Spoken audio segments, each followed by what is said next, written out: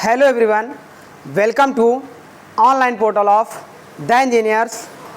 Dear student, जैसा कि हम लोग प्रोडक्शन टेक्नोलॉजी के लेक्चर नंबर 28 तक कंप्लीट कर लिए थे, तो स्टूडेंट आज हम लोग लेक्चर नंबर 29 को डिस्कस करेंगे। तो प्रीवियस लेक्चर में हम लोगों ने मिलिंग ऑपरेशन के बारे में डिस्कशन किया था, जिसमें स्टूडेंट हम लोगों ने इंट्रोडक्शन ऑफ मिलिंग ऑपरेशन को डिस्कस किया था। इट मीन्स मिलिंग ऑपरेशन क्या होता है और उसमें फीड और मशीनिंग टाइम के बारे में भी हमने डिस्कस किया था। तो आज से हम लोग स्टार्ट करेंगे अपने मिलिंग ऑपरेशन के टाइप के बारे में और then classification of milling machine के बारे में हम लोग डिस्कस करेंगे। तो आज हमारा टॉपिक होगा types of milling operation and types of milling machine operation and types of milling cutter. तो इस तरीके से आज का हमारा टॉपिक शुरू होगा। तो चलिए सबसे पहले हम लोग स्टार्ट करते हैं आज के टॉपिक में मिलिंग मशीन के ऑपरेशन के बारे में। तो आज हमारा टॉपिक होगा types of milling machine operation. चलिए, तो यहाँ देखिए मिलिंग मशीन, इसको जानने से पहले मिलिंग मशीन ऑपरेशन, इसको जानने से पहले हम क्या करेंगे, थोड़ा सा एक सिंपल मिलिंग मशीन बनाते हैं और फिर उसके पार्ट्स के बारे में डिस्कस करते हैं, जिससे अगर बीच बीच में कुछ टर्मिनोलॉजी आ जाए, जैसे हमारा नी क्या होता है, आर्बर क्या होता है, योक क्या होता है, टेबल क्या होता है, तो इस तरीके से कुछ पार्ट बीच बीच में आएगा, तो हम उसको जानने के लिए पहले मिलिंग मशीन की सिंपल टर्मिनोलॉजी समझ लेते हैं। तो इसके लिए हम लोग क्या करते हैं, टर्मिनोलॉजी ऑफ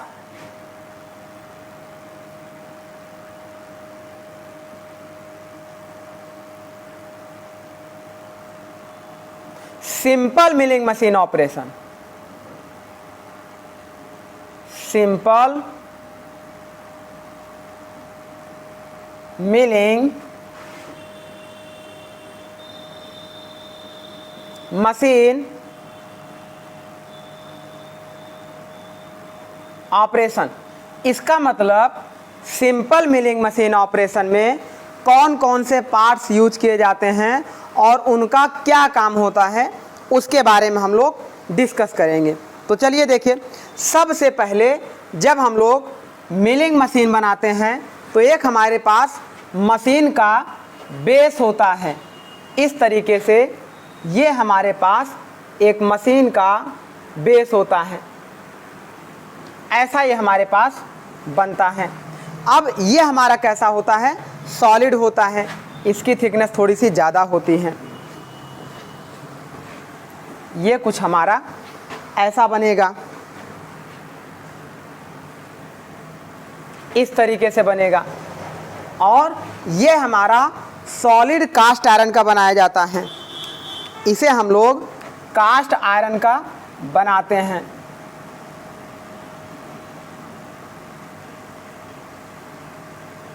कास्ट आयरन का इसलिए बनाते हैं क्योंकि कास्ट आयरन एक ऐसा मटेरियल है जिसमें सेल्फ लुब्रिकेटेड प्रॉपर्टी होती है, और ऐसा इसलिए होता है क्योंकि कास्टिंग के समय हम कास्ट आयरन में ग्रेफाइट पॉकेट्स को इनबिल्ट करा देते हैं। तो जब कास्ट आयरन धीरे धीरे घिसता है तो वो क्या करता है, वहाँ से ग्रेफाइट के पाउडर फॉर्म निकलते हैं और वो एक लुब्रिकेशन की तरह वर्क करते हैं। पहला तो ये रीज़न होता है, किसी भी मशीन के बेड को या बेस को बनाने के लिए हम कास्ट आयरन का उपयोग करते हैं, इसे हम बोल सकते हैं बेस। दूसरा रीज़न ये होता है कि जब कोई हैवी मशीन होती है, उस पर बहुत सारे मैकेनिकल वर्क किए जाते हैं, तो उस मशीन पर वाइब्रेशन फोर्स भी लगता है, शॉक भी क्या होते हैं, जनरेट होते हैं। तो कास्ट आयरन हमारा ये हैवी वाइब्रेशन और शॉक को एब्जॉर्ब कर लेता है। तो इस तरह से हम कास्ट आयरन के बेड का उपयोग करते हैं। उसके बाद इसके ऊपर यहाँ पर इस तरीके से एक सपोर्टिंग डिवाइस लगाते हैं। इस तरीके से एक सपोर्टिंग डिवाइस लगाते हैं और इस सपोर्टिंग डिवाइस में एक नी हम लोग बनाते हैं, KNEE। ये हमारा कुछ इस तरीके से होता है, ऐसा इस तरीके का हम लोग एक ऑब्जेक्ट लगाते हैं और इसे हम लोग नी बोलते हैं, KNEE। ये हमारा होता है नी। अभी हम लोग इसके बारे में डिस्कस करेंगे कि नी क्या होता है और इसका फंक्शन क्या होता है। तो ये सब हमारे क्या होते हैं, सपोर्टिंग एलिमेंट होते हैं। ये नी को हमारा सपोर्ट कर रहा है। अब हम क्या करते हैं, नी के ऊपर टेबल का उपयोग करते हैं। इट मीन्स यहाँ पर एक हम लोग ऐसे टेबल का उपयोग करते हैं। देन टेबल के ऊपर हम लोग फिक्सचर का उपयोग करते हैं। अब हम लोग क्या करेंगे, यहाँ पर एक फिक्सचर का उपयोग करेंगे। फिक्सचर के ऊपर हम लोग क्या करेंगे, अपने वर्कपीस को रखेंगे जिसकी मिलिंग करनी होती है। तो यहाँ पर हम लोग अपना वर्कपीस ऐसे रख देते हैं। अब ये हमारा हो जाता है, देखिए ये हो गया टेबल, ये हो गया फिक्सचर और ये हमारा हो गया वर्कपीस। तो इस तरीके से ये हमारे एलिमेंट हो गए। ये हो गया वर्कपीस, ये हो गया हमारा टेबल और टेबल और वर्कपीस को फिक्स करने के लिए हम किसका उपयोग करते हैं, इस तरीके से हम यूज कर लेते हैं फिक्सचर का। अब इस सरफेस की मिलिंग करनी है तो यहाँ पर हम क्या करेंगे, एक मिलिंग कटर का उपयोग करेंगे। ऐसे देखिए, हम यहाँ पर एक मिलिंग कटर इस तरीके से, ये हमारे पास एक मिलिंग कटर होगा।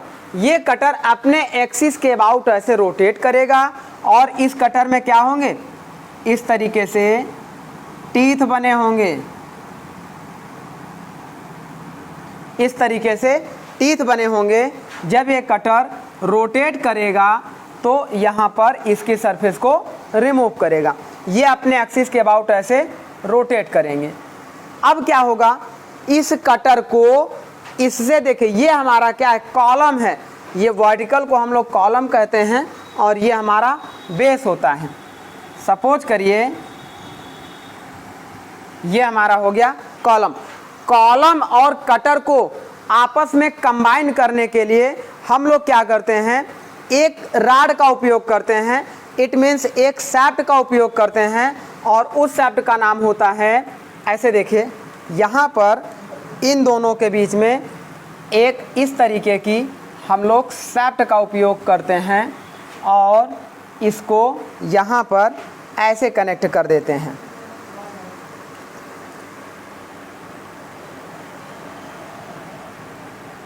इस तरीके से हम लोग इसको कनेक्ट कर देते हैं। ये कहलाता है आर्बर। अब इस आर्बर को हम लोग योक से कनेक्ट कर देते हैं। अभी उसके सारे टर्मिनोलॉजी हम लोग समझेंगे। ये होता है आर्बर।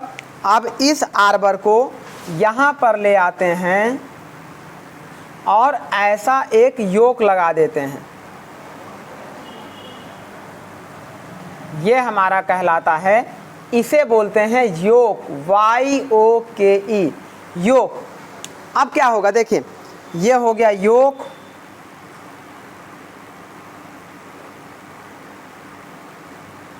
और ये हमारा हो गया आर्बर,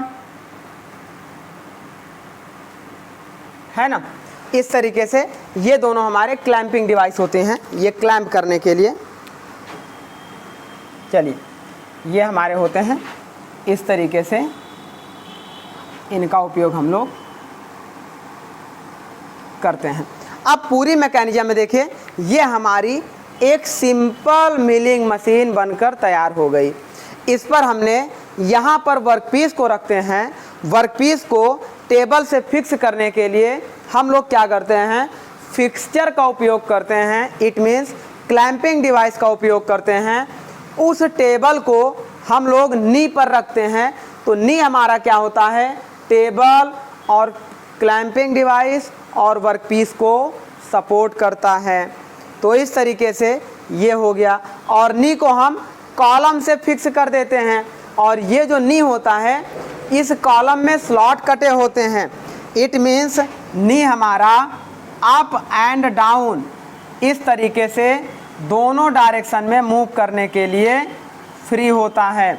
इस नी को हम ऊपर भी ले जा सकते हैं और नीचे भी ले आ सकते हैं, क्योंकि जब ऊपर ले जाएंगे तो इस कटर के पास इसका वर्कपीस जाएगा और मिलिंग हमारी स्टार्ट हो जाएगी।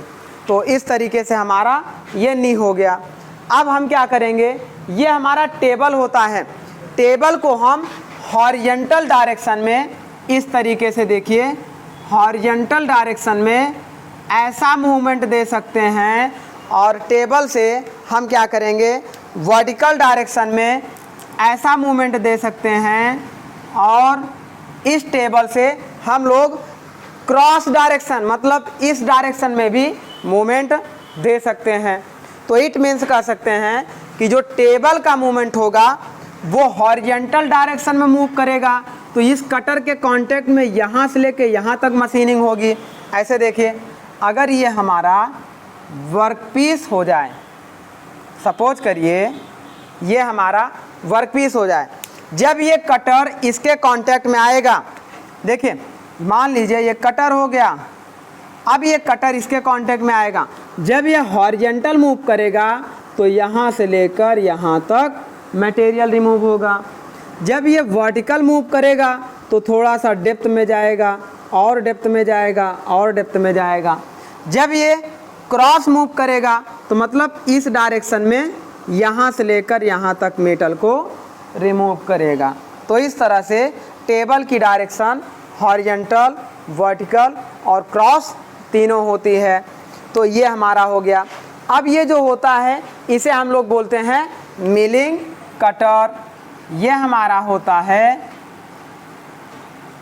Milling cutter. अब मिलिंग कटर को पकड़ने के लिए, होल्ड करने के लिए हम आर्बर का उपयोग करते हैं। ये होता है आर्बर। अब उसके बाद हम आर्बर को सपोर्ट करने के लिए योक का उपयोग करते हैं और इस योक और आर्बर को कनेक्ट कर देते हैं कॉलम से। तो यहाँ पर हमारा belt and pulley drive system लगा होता है, जिससे जब ये मूव करेगा तो इसके अंदर से स्पिंडल लगी होगी, वो मूव करेगी, देन हमारा मिलिंग कटर मूव करेगा। तो इस तरीके से ये हमारी पूरी मैकेनिज्म कंप्लीट होती है, कुछ ऐसी बनी होती है।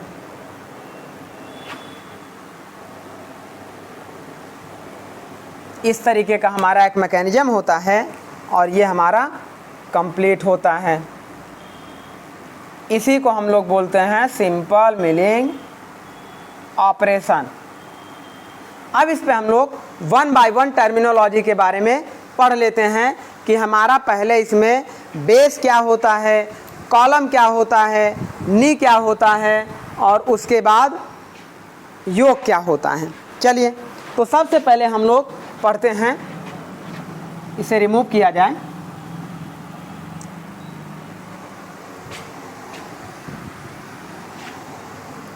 देखिए, पहला पॉइंट हम लोग नी के बारे में पढ़ लेते हैं। What is knee?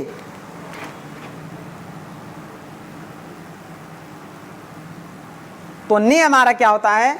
Knee is support and hold the table clamping device and table clamping device and workpiece. तो knee is supporting the table, ऐसे नी इज, यही पूछा जाता है, support and clamping table comma comma clamping device, मतलब ये fixture जो होते हैं इसी को हम लोग क्लैंपिंग डिवाइस के नाम से जानते हैं, क्लैंपिंग डिवाइस एंड वर्कपीस। तो इस तरीके से नी का उपयोग टेबल, वर्कपीस और क्लैंपिंग डिवाइस को पकड़ने के लिए किया जाता है। अब जो नी का मोमेंट होता है वो हमारा होता है कैसा, वर्टिकल डायरेक्शन में होता है, जो इस कॉलम के गाइड वे पर मूव करता है। तो इस तरह से कह सकते हैं movement of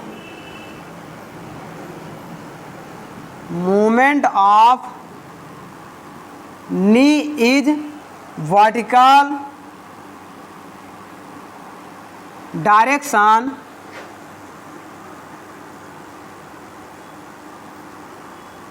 and vertical direction में मूव करेगा। और कहाँ पर मूव करेगा, कॉलम के गाइड वे में, and move in guide way of column. ये हो गया। अच्छा देखिए, सपोज करिए नी को हम यहाँ तक ले आकर रोक दिए। मान लीजिए नी को हमने ऊपर यहाँ तक ले आए जिससे ये वर्कपीस इसके साथ टच करने लगा। अब जब ये कटर मूव करेगा तो ये कटर इस पर कंप्रेसिव फोर्स लगाएगा, दबाएगा और आगे मटेरियल को रिमूव करेगा। तो जब रिमूव करेगा तो इस वर्कपीस को एक कंप्रेसिव फोर्स फील होगा।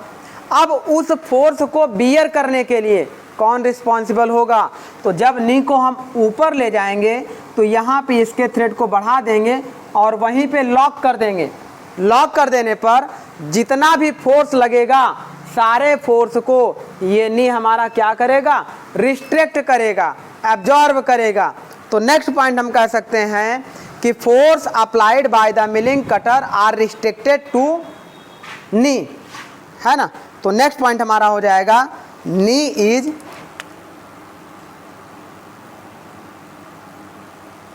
restricted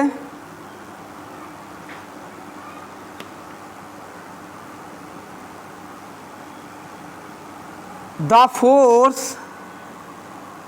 applied which is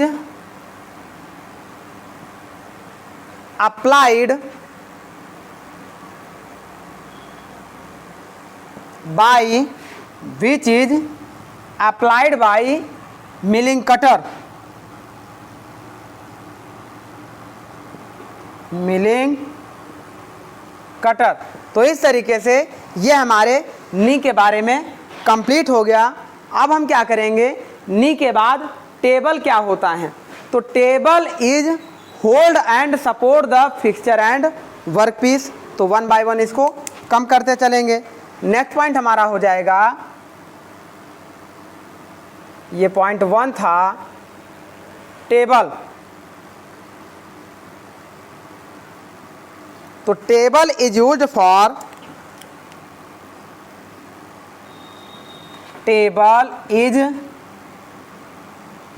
for holding and supporting clamping device and workpiece. Holding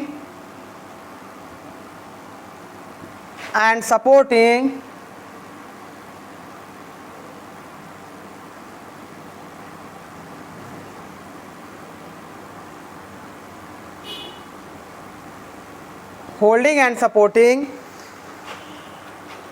clamping device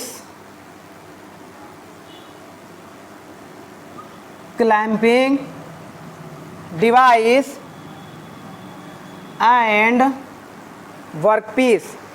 तो ये हमारा हो गया।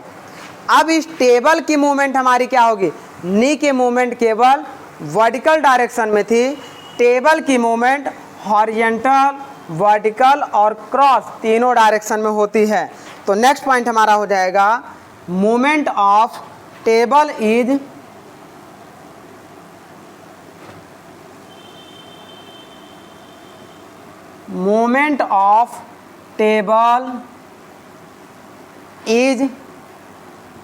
horizontal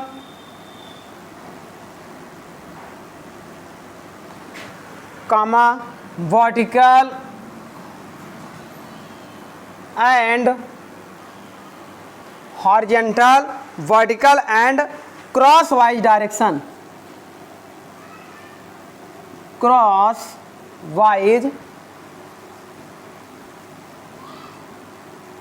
direction. तो इस तरीके से हमारा होता है टेबल। अब टेबल के बाद फिक्सचर का उपयोग करते हैं वर्कपीस को किसके साथ, टेबल के साथ क्लैंप करने के लिए। तो नेक्स्ट पॉइंट हम लोग यहाँ पर फिक्सचर के बारे में पढ़ लेते हैं।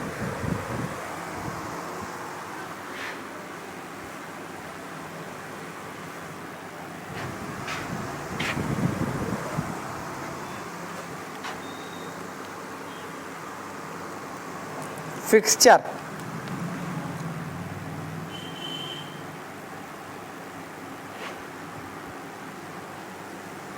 फिक्सचर हमारा क्या होता है, फिक्सचर इज यूज्ड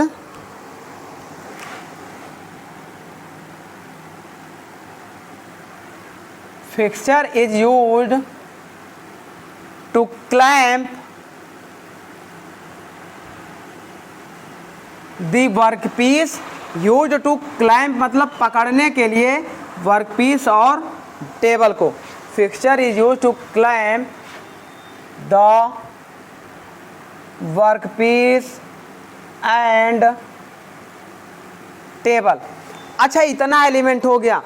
कभी कभी इस एलिमेंट में एक बेड का उपयोग भी हम लोग करते हैं, और बेड हमारा कहाँ लगेगा, इस टेबल के नीचे। इस तरीके से एक बेड का उपयोग भी हम लोग यहाँ पर कर लेते हैं। तो ये जो बेड होता है इसका मूवमेंट क्या होता है, हॉरिजॉन्टल डायरेक्शन में होता है, और बेड का उपयोग टेबल को सपोर्ट करने के लिए किया जाता है ना। तो इस तरीके से बेड के बारे में अगर हम लोग पढ़ें तो बेड हमारा क्या होता है,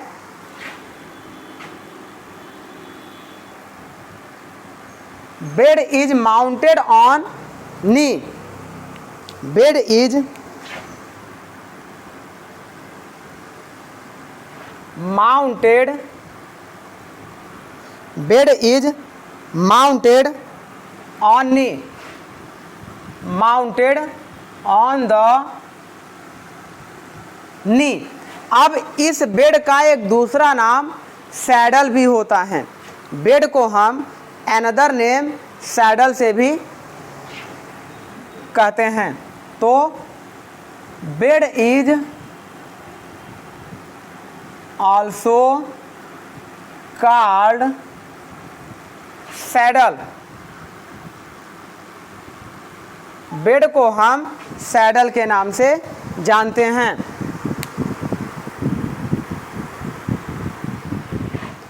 अब इसके बाद हम लोग क्या करेंगे, बेड के बाद आर्बर के बारे में पढ़ लेते हैं। तो आर्बर हमारा क्या होता है, आर्बर पर मिलिंग कटर फिक्स होता है, और आर्बर का एक एंड कॉलम से कनेक्टेड होता है और एक एंड योक से कनेक्टेड होता है। तो नेक्स्ट पॉइंट हम लोग आर्बर के बारे में पढ़ लेते हैं। आर्बर, आर्बर इज, ऐसे देखिए,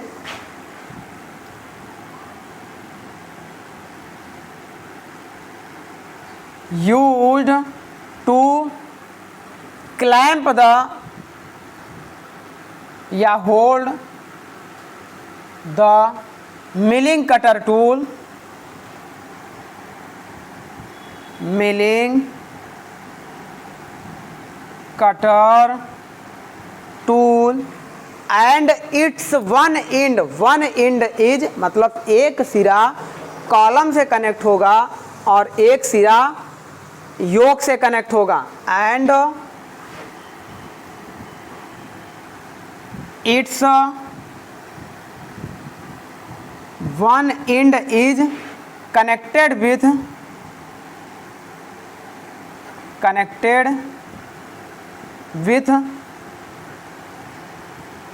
column and another end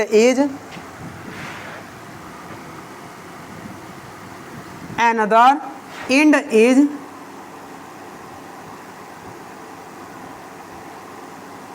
connected with yoke. तो इस तरीके से हमारा होता है आर्बर। अब आर्बर के बाद हम लोग योक के बारे में पढ़ लेते हैं कि योक हमारा क्या होता है। इस एलिमेंट को योक कहते हैं। इसका उपयोग इस आर्बर को होल्ड करने के लिए किया जाता है। तो नेक्स्ट पॉइंट हमारा हो गया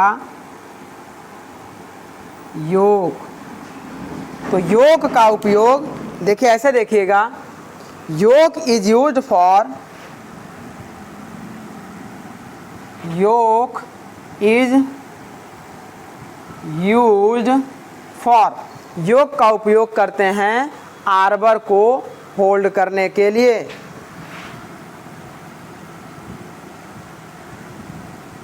holding the arbor.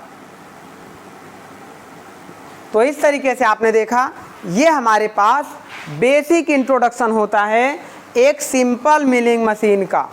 Simple milling machine का हमारा बेसिक इंट्रोडक्शन होता है। अब हम लोग क्या करेंगे, इस मिलिंग मशीन में जो हमारा ये वर्कपीस यूज हो रहा है, इस पर जो फिक्सचर लगा होता है, इसी को हम लोग क्लैंपिंग डिवाइस के नाम से जानते हैं। तो चलिए नेक्स्ट पार्ट, इस क्लैंपिंग डिवाइस के टाइप के बारे में पढ़ लेते हैं। कितने टाइप की क्लैंपिंग यूज की जाती है। अच्छा, उस क्लैंपिंग के अंदर हम लोग नहीं पढ़ेंगे, क्योंकि हमारे एग्जाम में केवल क्लैंपिंग तक पूछ ले, यही बहुत बड़ी बात है। इसके आगे की संभावनाएं ना के बराबर हैं, है ना। तो हम उसके, अब आप ये मत सोचिएगा कि हम लोग क्लैंपिंग में भी उसके अंदर जाकर उसके अंदर की डिटेलिंग करेंगे।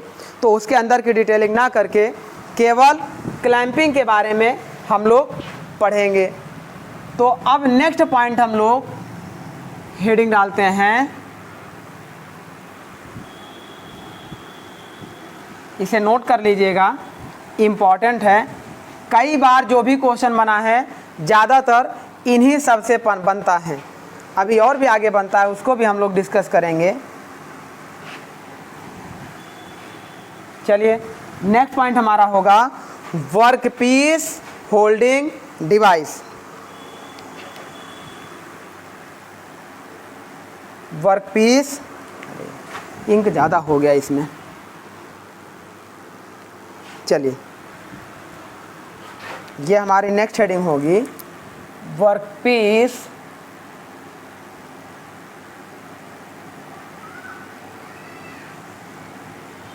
Holding device. वर्कपीस को होल्ड करने वाली डिवाइस हमारे पास कौन कौन सी होती हैं। तो जैसे हम लोग सिंपल सा बेंच वाइस का उपयोग कर लेते हैं, प्लेन वाइस का उपयोग कर लेते हैं, यूनिवर्सल वाइस का उपयोग कर लेते हैं, ओमनिवर्सल वाइस का उपयोग कर लेते हैं। तो ये सारी डिवाइसेस हमारे पास होती हैं। चक का उपयोग कर लेते हैं, मैग्नेटिक चक होते हैं, कॉलेट चक होते हैं, मैंड्रिल चक होते हैं। तो इन सब का उपयोग हम लोग वर्कपीस को होल्ड करने के लिए करते हैं। तो चलिए पॉइंट वाइज हम लोग इसके बारे में पढ़ते हैं। हम लोग पहले क्या करेंगे, प्लेन वाइज, सबसे सिंपल हमारी प्लेन वाइज होती है। तो हम लोग प्लेन वाइज का उपयोग करते हैं। अब प्लेन वाइज के बाद, प्लेन वाइज क्या होती है, केवल इसको पकड़ेगी। दूसरा हमारा एक स्वीवेल वाइज होता है। स्वीवेल वाइज का मतलब उस वर्कपीस को पकड़े भी और घुमाती भी रहे, रोटेट भी करे, कुछ एंगल पे रोटेट करे। तो ऐसी वाइज को स्वीवेल वाइज कहते हैं, जो स्वीवेल बियरिंग पर बनी होती है।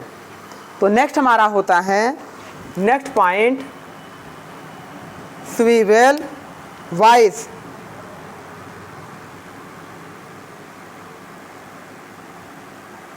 स्वीवेल वाइज हमारा क्या होता है, घूमता भी है और वर्कपीस को होल्ड भी करता है। Hold the workpiece and also produce rotation of workpiece and produce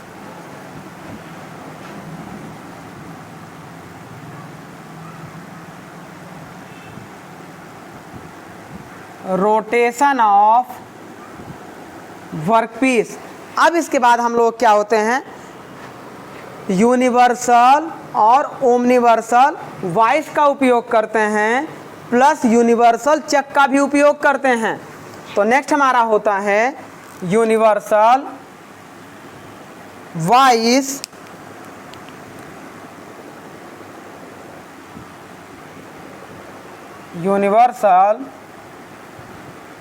vice और नेक्स्ट हमारा होता है universal chuck. Universal vice and universal Chak.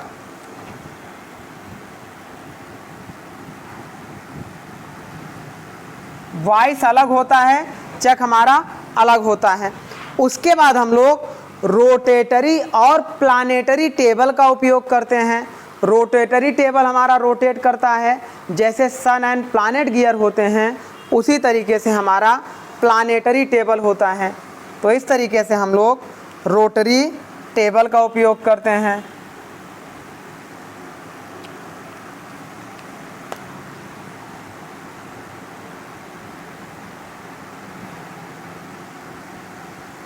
Rotary table भी हमारा क्या होता है, रोटेट करता है और एंगल में घूमता रहता है। उसके बाद हम लोग कुछ डिवाइडिंग हेड का उपयोग करते हैं, जो उनके हेड के अकॉर्डिंग उन्हें डिवाइड करता है। Dividing head.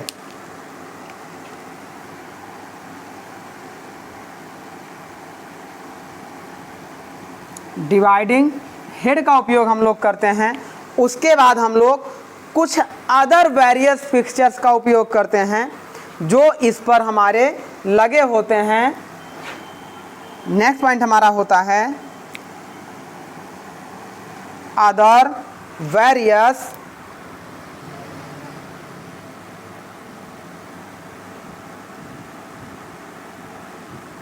Fixture which is used and support the workpiece।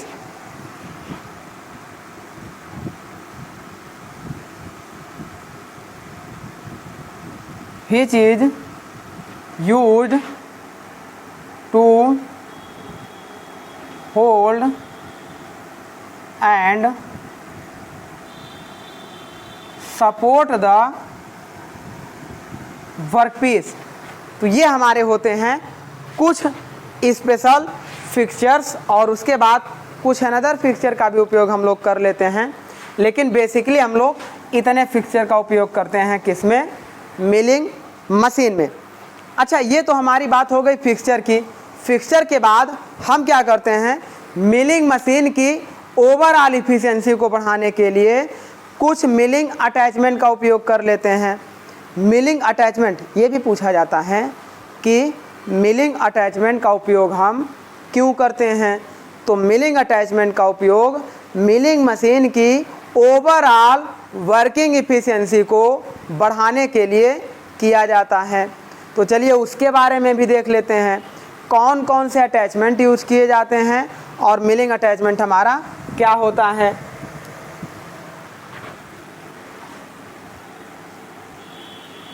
तो नेक्स्ट पॉइंट हम लोग पढ़ लेते हैं मिलिंग अटैचमेंट।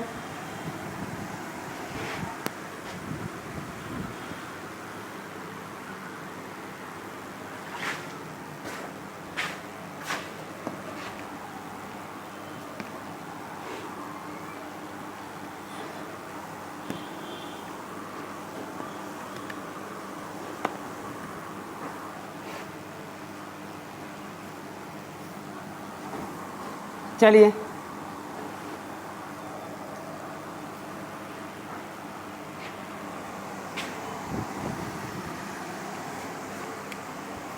देखिए, नेक्स्ट पॉइंट हमारा हो जाएगा milling attachment.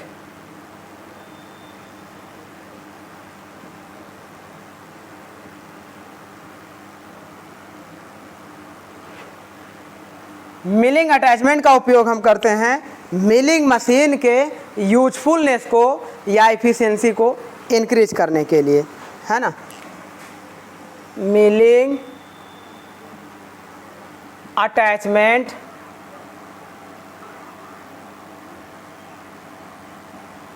is used for increase the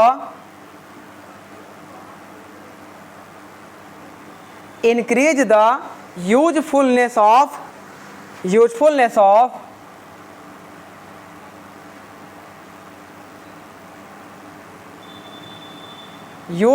of standard milling machine.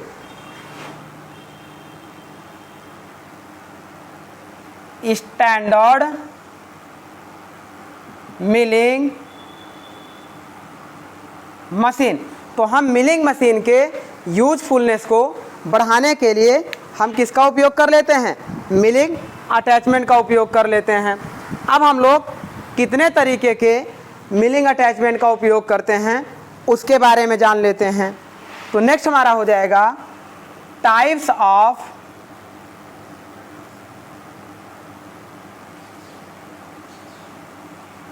Milling attachment.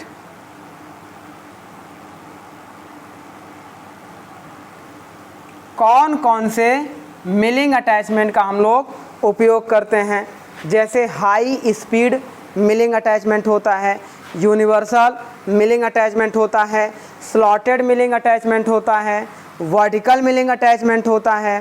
तो इस तरीके से हमारे अटैचमेंट होते हैं point by point. Vertical milling attachment, vertical milling attachment. Second हमारा होता है हाई स्पीड मिलिंग अटैचमेंट। जब मिलिंग को हम वर्टिकल डायरेक्शन में करते हैं तो वहाँ पर वर्टिकल मिलिंग अटैचमेंट उपयोग करके इस मिलिंग मशीन के यूजफुलनेस को या एफिशिएंसी को इंक्रीज करते हैं। दूसरा हम लोग high speed milling attachment, high speed milling attachment. Next हमारा होता है यूनिवर्सल। हाई स्पीड कहाँ पे यूज करेंगे, जब इस मिलिंग मशीन पर मिलिंग कटर की स्पीड बहुत ज़्यादा रख दें और मशीनिंग स्पीड भी ज़्यादा हो जाए, तो वहाँ पर मिलिंग कटर के ना फेल होने के लिए हम क्या करेंगे, हाई स्पीड मिलिंग अटैचमेंट का उपयोग करेंगे। चलिए नेक्स्ट पॉइंट हम लोग क्या करेंगे, यूनिवर्सल मिलिंग अटैचमेंट।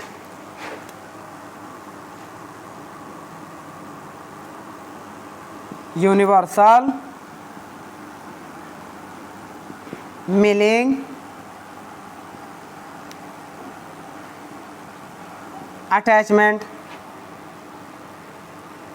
नेक्स्ट हमारा होगा slotted milling attachment. Slotted milling attachment. देखिए यूनिवर्सल और स्लॉटेड, जैसे यूनिवर्सल मिलिंग ऑपरेशन में हम लोग क्या करते थे, टेबल को 360 डिग्री पर मूव करा देते थे और कहीं पर भी हम वर्क पीस का मिलिंग ऑपरेशन कर देते थे तो उस टेबल को इजी वे में रोटेट करके ऑपरेशन को कंप्लीट करने के लिए हम यूनिवर्सल मिलिंग अटैचमेंट का उपयोग करते हैं। दूसरा स्लॉटेड मिलिंग अटैचमेंट, जैसे सपोज करिए कि ये हमारे पास ऐसा वर्क पीस हो, अब इस वर्क पीस के इस पोर्शन पर मिलिंग करनी हो तो जिस अटैचमेंट का उपयोग करेंगे वो हमारा कहलाएगा स्लॉटेड मिलिंग अटैचमेंट। उसके बाद हम लोग क्या करेंगे, कुछ डिवाइडिंग हेड का उपयोग करते हैं, बहुत इम्पॉर्टेंट होता है, उसे हम लोग डिवाइडिंग इंडेक्स या डिवाइडिंग हेड बोलते हैं। डिवाइडिंग इंडेक्स, यही हम लोग पढ़ेंगे। Indexing method, simple indexing method और कंपाउंड इंडेक्सिंग मेथड, क्वेश्चन इससे भी आता है। डिवाइडिंग इंडेक्स और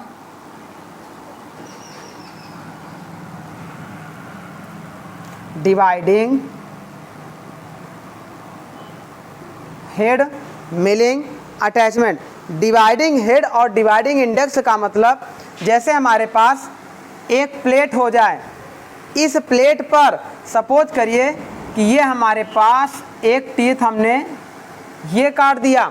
अब सिमिलर इसी साइज के और टीथ को हमें काटना हो तो हम कुल एक ही साइज के, मान लीजिए नंबर ऑफ टीथ 10 काटने हो, तो हम कैसे उसको डिसाइड करेंगे कि सभी का साइज सेम हो और दोनों टीथ के बीच में गैप भी हमारा सेम हो। तो इस तरीके से ऐसे जो हमारा डिवाइडिंग हेड यहीं पे यूज किया जाता है। नेक्स्ट हमारा होता है गियर कटिंग मिलिंग अटैचमेंट। अब ये तो हो गया इसको डिवाइड करने के लिए, लेकिन यहाँ से मेटल को रिमूव करना है तो वहाँ पर गियर कटिंग मिलिंग अटैचमेंट का उपयोग करते हैं। नेक्स्ट पॉइंट हमारा होता है गियर कटिंग मिलिंग अटैचमेंट।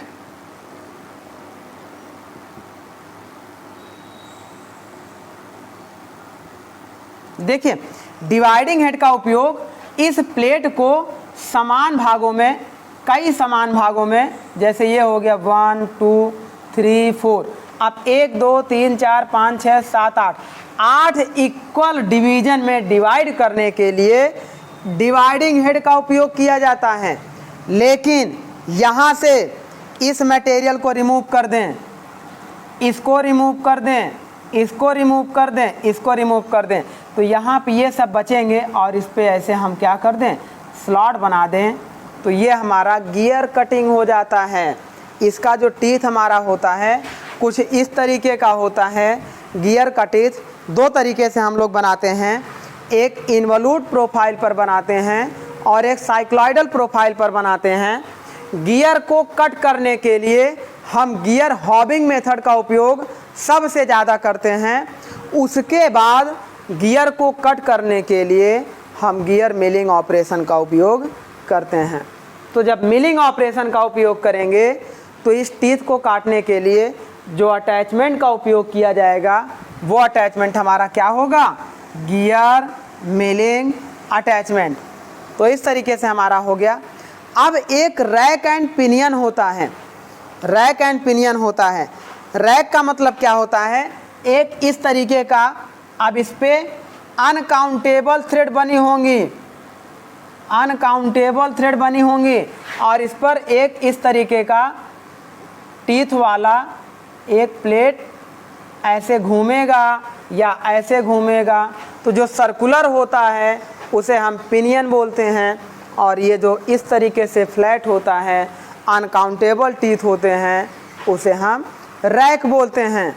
तो रैक पे टीथ को परफॉर्म करने के लिए रैक अटैचमेंट का उपयोग हम लोग करते हैं। तो इस तरीके से नेक्स्ट अटैचमेंट हमारा होता है रैक मिलिंग अटैचमेंट। ये सारे हमारे इतने मिलिंग अटैचमेंट यूज किए जाते हैं इस मिलिंग मशीन के इफ़िशियंसी या यूजफुलनेस को इंक्रीज करने के लिए। चलिए, ये तो हमारा हो गया different types of milling machine हो गया। अब हम लोग क्या करेंगे, इनके क्लासिफिकेशन के बारे में बात करते हैं। ये अटैचमेंट हो गया। अब इस मशीन के टाइप या क्लासिफिकेशन के बारे में बात करेंगे।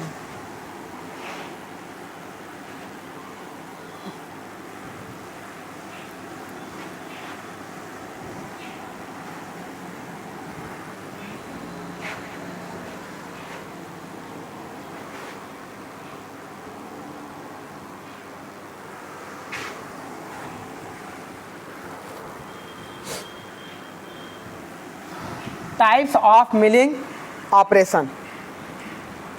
यहीं पे देख लीजिए, इसको रिमूव करते हैं, इसे नोट कर लीजिएगा।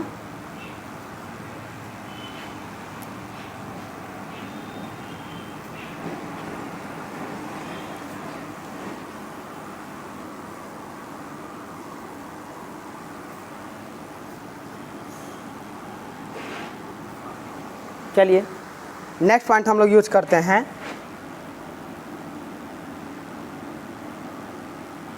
Types of milling operation. Milling operation हमारा कितने टाइप का होता है? तो अगर हम on the basis of surface finish बात करें, पहला पॉइंट देखते हैं, ये जो वर्कपीस की सरफेस फिनिश होगी इसके बेसिस पे, इसके मतलब ऐसे देखिए, हमारा ये वर्कपीस होगा, अगर एक फाइनल फिनिशिंग प्राप्त करेंगे तो ये हमारी हो जाएगी फाइन मिलिंग। और अगर हम इस तरीके से ऐसा हमारा कुछ ऐसा सरफेस मिले तो ये हमारी क्या होगी? रफ मिलिंग होगी। तो on the basis of surface finishing, तो पहला हम बात करेंगे on the basis of surface finish.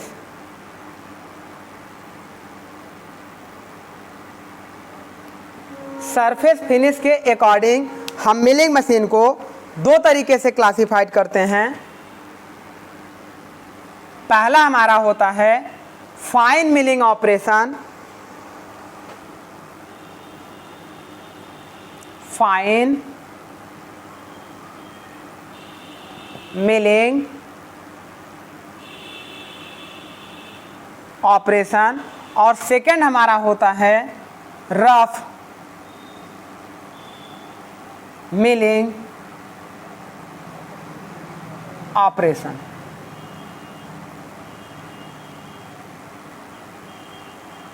तो इस तरीके से दो तरीके का हमारा मिलिंग ऑपरेशन होता है सरफेस फिनिश के अकॉर्डिंग। फाइन मिलिंग का हमारा होता है जो मिलिंग डेप्थ होती है, मिलिंग डेप्थ इज, ऐसे देखिए, depth of milling, depth of milling is less than, ऐसे देखिएगा 3 mm या जैसे 1.5 mm, 1.5 mm से कम, मतलब ये हमारा वर्कपीस हो, यहाँ से यहाँ तक अगर हमें डेप्थ की मिलिंग करनी हो तो इसे हम डेप्थ ऑफ मिलिंग बोलेंगे। स्मॉल थिकनेस की चिप्स हमारी यहाँ से निकलेंगी, इतनी थिकनेस की चिप्स निकलेंगी, तो इसकी थिकनेस 1.5 mm से कम हो तो उसे हम बोलेंगे फाइन मिलिंग। रफ मिलिंग का मतलब क्या होगा? Depth of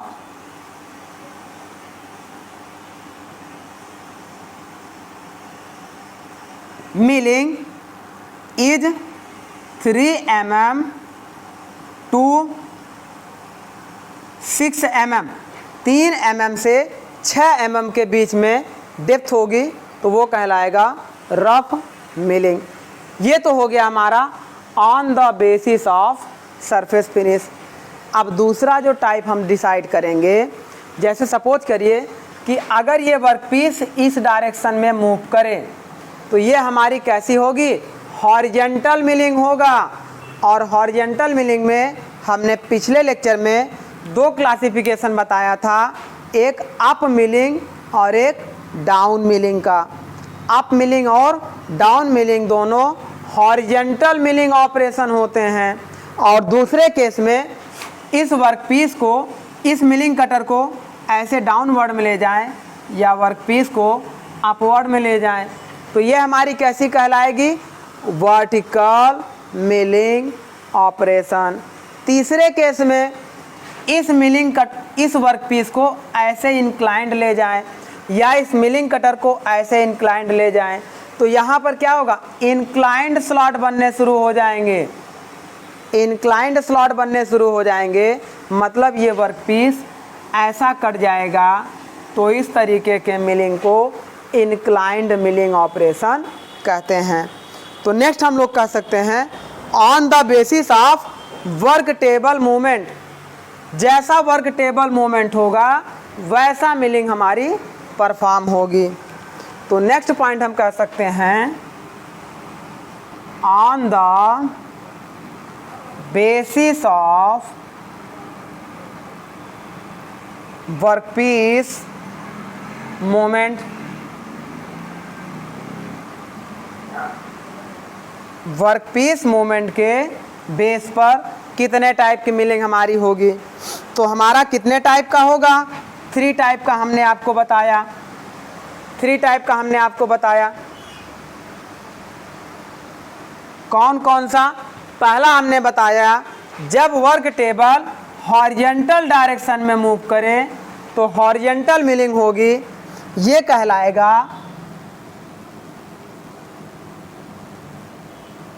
horizontal milling. दूसरा हमारा वर्क टेबल वर्टिकल डायरेक्शन में जाए तो ये कहलाएगा वर्टिकल मिलिंग।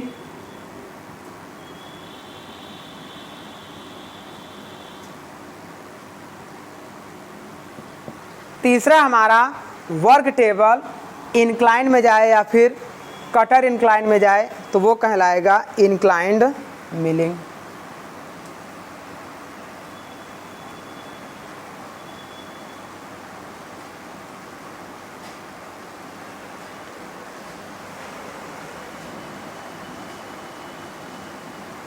तो इस तरीके से आपने देखा 3 तरीके का मिलिंग ऑपरेशन हम लोग करते हैं। अब ये जो हॉरिजॉन्टल मिलिंग होता है इसको हम लोगों ने 2 कैटेगरी में पढ़ा था। पहला हम लोगों ने पढ़ा था इसमें कौन सा, अप मिलिंग, अप मिलिंग, और दूसरा हम लोगों ने पढ़ा था डाउन मिलिंग।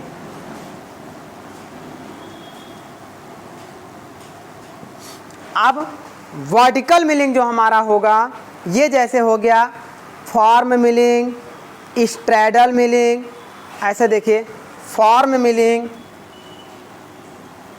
कई सारे मिलिंग है इसके, फॉर्म, उसके बाद एंड, स्ट्रैडल एटसेट्रा, बहुत सारी हैं, अभी हम लोग उसको डिस्कस करेंगे। इंक्लाइन मिलिंग भी हमारी इसी तरीके से है, जैसे एंगुलर मिलिंग हमारी वर्टिकल में भी आ सकती है, इंक्लाइन में भी आ सकती है। तो इस तरीके से ये हमारा हो गया क्लासिफिकेशन ऑफ मिलिंग ऑपरेशन। अब देखिए हम लोग मिलिंग ऑपरेशन को क्लासिफाइड किए, उसके बाद इस मिलिंग मशीन को भी हम लोग क्लासिफाइड कर लेते हैं, है ना। और अभी इसके इस कटर के शेप के अकॉर्डिंग, इस कटर के शेप के अकॉर्डिंग भी हम लोग इस मिलिंग ऑपरेशन को क्लासिफाइड कर लेते हैं। तो चलिए हम लोग नेक्स्ट पॉइंट ये क्लासिफाइड कर लेते हैं कि इसका कटर का शेप बदलता जाएगा तो मिलिंग मशीन हमारी ऑपरेशन में बदलती जाएगी। तो आइए उसी को हम लोग पहले पढ़ लेते हैं।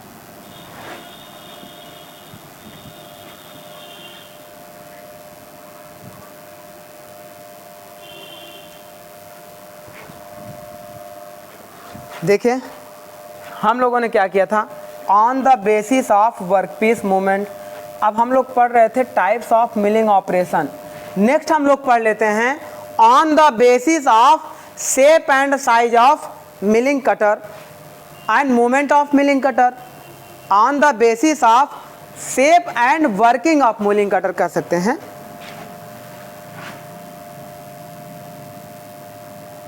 On the basis of shape and moment of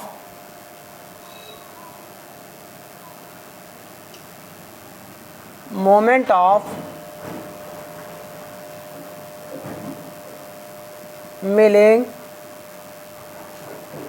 cutter. तो इस तरीके से हमारा हो जाएगा मिलिंग कटर का टाइप। इसमें देखते हैं हम लोग कौन कौन से मिलिंग कटर हम लोग करेंगे। तो वन बाय वन हम लोग डिस्कस करेंगे। जैसे पहला हमारा होता है slab milling. Slab milling, slab milling का मतलब क्या होगा वो समझिए। सपोज करिए कि ये हमारा वर्कपीस हो, इस तरीके का ये हमारा वर्कपीस हो, और ऐसा हमारा वर्कपीस हो। अब यहाँ पर हम लोग मिलिंग कटर का उपयोग करें। ऐसे ये जो हम लोग यहाँ पर यूज करेंगे, ये मिलिंग कटर का हम लोग यूज करेंगे। अब इस मिलिंग कटर पर ये टीथ हमारे बने होंगे। टीथ का मतलब कैसे टीथ बने होंगे, कुछ इस टाइप के टीथ बने होंगे। सपोज करिए या ऐसे देख लीजिए, सिंपल सा आपको केवल समझाने के लिए।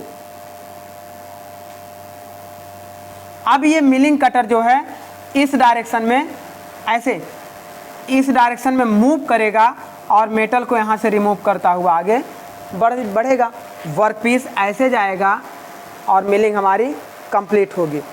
ऐसा मिलिंग ऑपरेशन हमारा स्लैब मिलिंग ऑपरेशन होगा जब मिलिंग कटर की, देखें ये जो मिलिंग कटर की विड्थ होगी वर्कपीस के विड्थ से ज़्यादा हो जाए, तो ऐसे मिलिंग ऑपरेशन को हम लोग स्लैब मिलिंग ऑपरेशन के नाम से जानते हैं।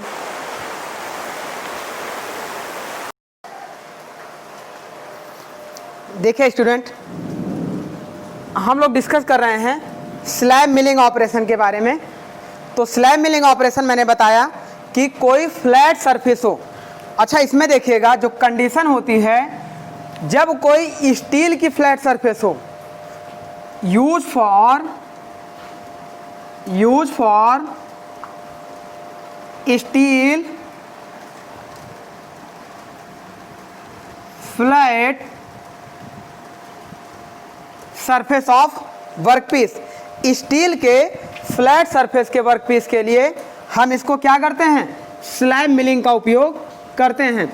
और वो भी स्टील में हमारी कैसी स्टील होनी चाहिए, mild steel, MS mild steel होना चाहिए। अच्छा, अब दूसरी बात देखिए, मिलिंग कटर की चौड़ाई, ये जो हमने मिलिंग कटर बनाया है ये देखिए इस तरीके का होता है। सपोज करिए ये वर्कपीस हो और ये जो कटर बनता है ऐसा, देखिए इस पे यहाँ पर टीथ जनरेट होते हैं। इस तरीके से कटर पर टीथ जनरेट होते हैं। तो हम कह सकते हैं ये जो मिलिंग कटर की चौड़ाई आपको दिखाई दे रही है, विड्थ दिखाई दे रही है, स्लैब मिलिंग में ऑलवेज वर्कपीस के विड्थ से हमेशा ग्रेटर होना चाहिए। ये कंडीशन याद रखिएगा। Cutter width is always, cutter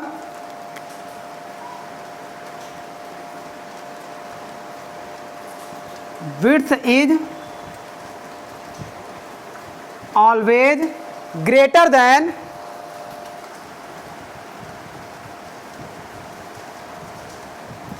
then workpiece width. तो इस तरीके से हमारा होगा। अब नेक्स्ट क्या होगा, मैक्सिमम रबिंग होने के कारण यहाँ का मटेरियल आसानी से रिमूव होता है। तो हम ये कह सकते हैं कि कटर और वर्कपीस के बीच में मैक्सिमम हमारा क्या होता है, एक्सट्रीम रबिंग प्रोड्यूस होता है। कटर और वर्कपीस के बीच में एक्सट्रीम यानी कि बहुत ज़्यादा extreme rubbing produce between workpiece and cutter. तो वर्कपीस और कटर के बीच में हमारा एक्सट्रीम रबिंग प्रोड्यूस होता है। अब इस तरीके के हम ऑपरेशन को स्लैब मिलिंग ऑपरेशन कहते हैं और ऐसा कटर हमारा स्लैब मिलिंग कटर कहलाता है। अभी हम लोग क्लासिफिकेशन ऑफ कटर पर भी पढ़ेंगे, पहले ऑपरेशन पे देख लेते हैं। तो इस तरीके के हम ऑपरेशन को स्लैब मिलिंग ऑपरेशन कहते हैं। चलिए, स्लैब मिलिंग के बाद नेक्स्ट हम लोग ऑपरेशन डालते हैं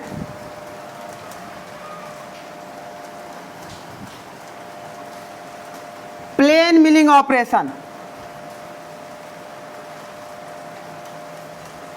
नेक्स्ट हमारा हो जाएगा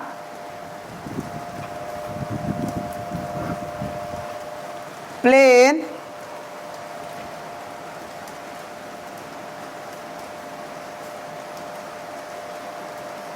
मिलिंग ऑपरेशन। तो स्लैब मिलिंग ऑपरेशन को ही हम लोग प्लेन मिलिंग ऑपरेशन के नाम से जानते हैं। It is also known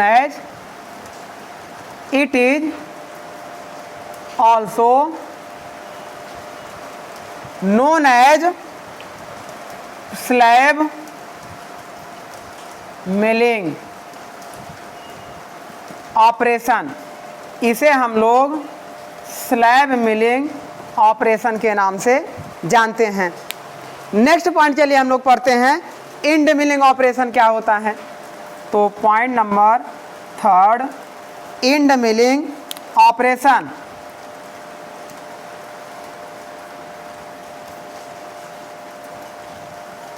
end milling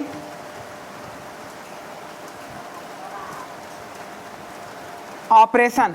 end milling का मतलब क्या होगा, यहाँ पर देखिए जो मिलिंग कटर होगा, ऐसे सपोज करिए कि हमारे पास कुछ ऐसा वर्क पीस हो।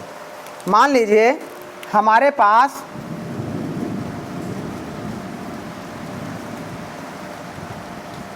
इस तरीके का वर्क पीस हो। अब इस वर्क पीस के इस सरफेस पर सपोज करिए हम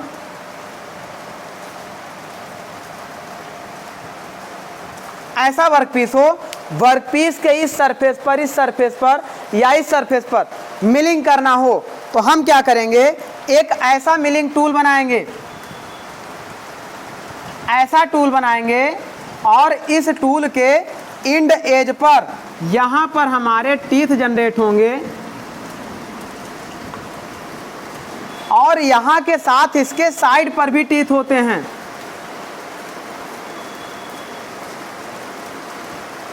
जब इस कटर को यहाँ पर ले आकर इंटरसेक्ट कराते हैं तो ये कटर अपने इंड फेस से यहाँ के मटेरियल को रिमूव करता है। तो ऐसे मिलिंग ऑपरेशन को हम लोग इंड मिलिंग ऑपरेशन के नाम से जानते हैं।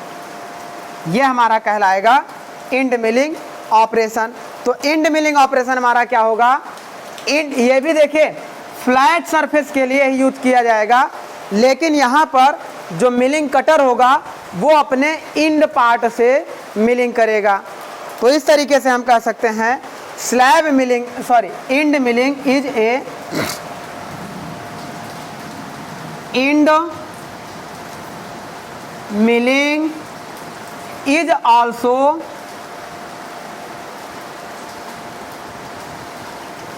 used for flat surface of workpiece, is also used for flat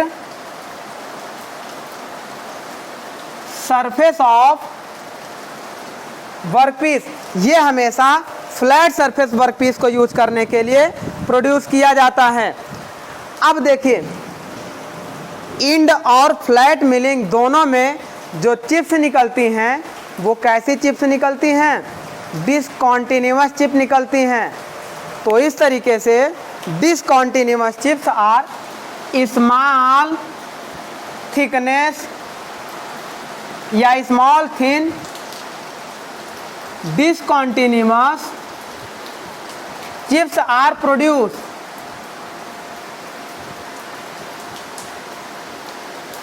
तो पतली पतली चिप्स हमारी बनती हैं जब हम इंड मिलिंग या फ्लैट मिलिंग करते हैं। अब हम लोग नेक्स्ट मिलिंग ऑपरेशन देख लेते हैं। प्रोफाइल मिलिंग हमारी क्या होती है, फिर हम लोग पढ़ लेंगे स्ट्रैडल मिलिंग क्या होती है, फिर हम लोग पढ़ेंगे गैंग मिलिंग क्या होती है। तो इस तरीके से नेक्स्ट हमारा ऑपरेशन होगा प्रोफाइल मिलिंग।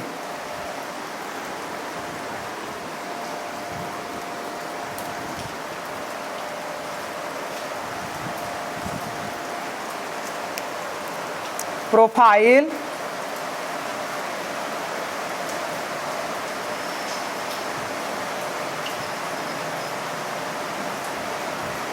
इसमें क्या होगा, हम कोई ऐसी प्रोफाइल हमारी बनी हो, सपोज करिए इस तरीके का हमारा ऑब्जेक्ट हो,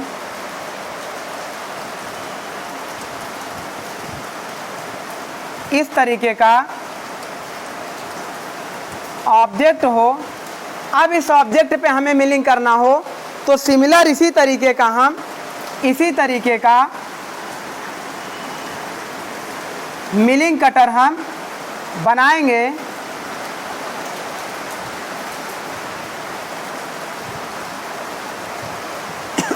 और ऐसा कुछ मिलिंग कटर हमारा बनेगा और जब ये मूव करेगा तो इस पे हमारे टीथ होंगे, तो इस प्रोफाइल की मिलिंग हमारी कंप्लीट हो जाएगी। ऐसी मिलिंग ऑपरेशन को हम लोग प्रोफाइल मिलिंग ऑपरेशन के नाम से जानते हैं। तो in this operation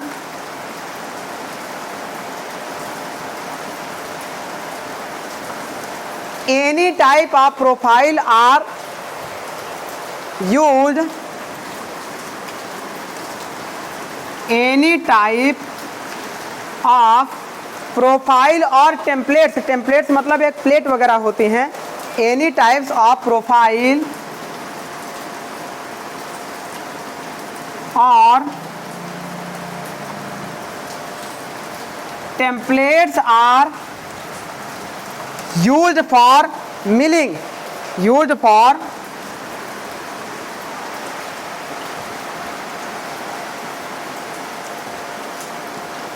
milling operation. मतलब इस टाइप की कोई भी प्रोफाइल हमारी दी होगी, कोई ज़रूरी नहीं है कि उसका शेप ऐसा ही हो, उसका शेप हमारा कुछ भी हो सकता है। तो अनदर कोई भी शेप हमारा होगा किसी प्रोफाइल करो में, तो उस टाइप की मिलिंग हम लोग करेंगे।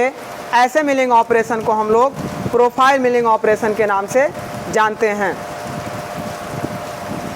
नेक्स्ट हमारा होगा फॉर्म मिलिंग।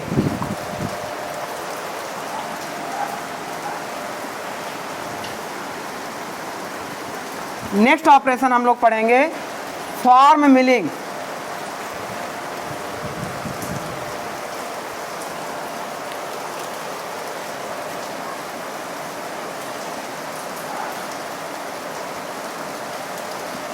देखिए, जब मिलिंग कटर के थ्रू हम कोई गियर को काटते हैं तो उस समय फॉर्म मिलिंग का उपयोग करते हैं।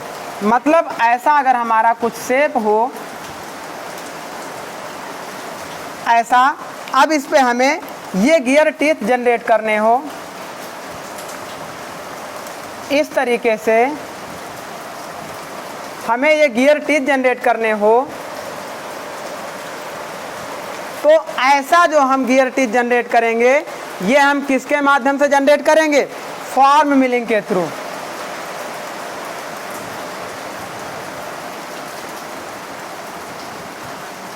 तो हम कह सकते हैं it is suitable for produce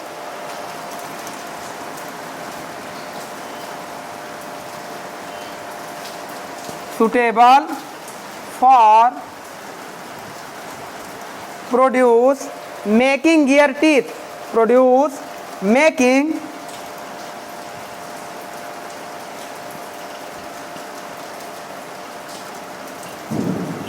gear teeth. Gear teeth को बनाने के लिए, और अच्छा देखिए यहाँ पर भी एक प्रकार की आपको प्रोफाइल दिख रही है, तो हम कह सकते हैं कि स्मॉल सेक्शन के प्रोफाइल को भी हम बनाने में, या it and also used for, अच्छा देखिए ये रेगुलर प्रोफाइल नहीं है, इरेगुलर टाइप की प्रोफाइल है, तो हम कह सकते हैं it is also and also used for making irregular profile, used for milling irregular profile. Irregular profile को भी हम लोग इससे बनाते हैं। तो ये हमारा होता है, ऐसी मिलिंग को हम लोग फॉर्म मिलिंग कहते हैं। और यहाँ पे क्या होगा, यहाँ पर मिलिंग ऑब्जेक्ट का उपयोग हम लोग करेंगे ऐसे, ये हमारा मिलिंग ऑब्जेक्ट होता है। देखिए ये कैसा होता है, आप देखिए ये कुछ ऐसा होता है। अब ये ऐसा जाता है, ऐसा जाता है, ऐसा होता है, और ये अपने एक्सिस के अबाउट ऐसा हमेशा रोटेट करता रहता है, तो यहाँ पर इतना स्लॉट करता जाता है। तो ऐसे मिलिंग ऑपरेशन को फॉर्म मिलिंग कहते हैं। और ये इस सरफेस पर परपेंडिकुलर अप्लाई करता है, तो इसीलिए कहते हैं इट इज परपेंडिकुलर प्रोसेस, या हम कह सकते हैं it is its direction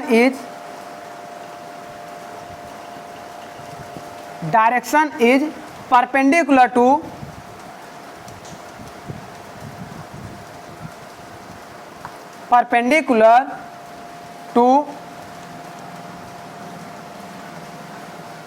flat surface, यह फ्लैट सरफेस के परपेंडिकुलर डायरेक्शन में मिल करता है।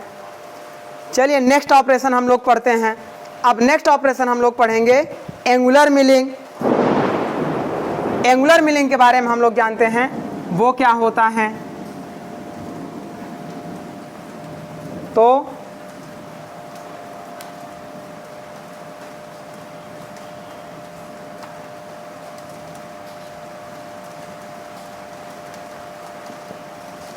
एंगुलर मिलिंग, जब किसी एंगल पे हमें मेटल को रिमूव करना हो तो उसे हम एंगुलर मिलिंग के नाम से जानते हैं। सपोज करिए कि हमारा कुछ ऐसा मिलिंग कटर हो, कुछ ऐसा मिलिंग कटर हो।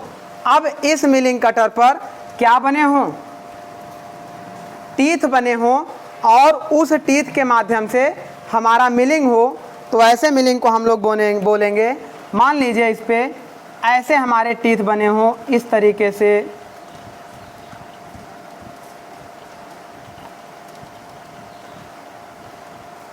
ऐसे हो, तो जब ये क्या करेगा, सपोज करिए कि ये हमारे पास वर्कपीस हो,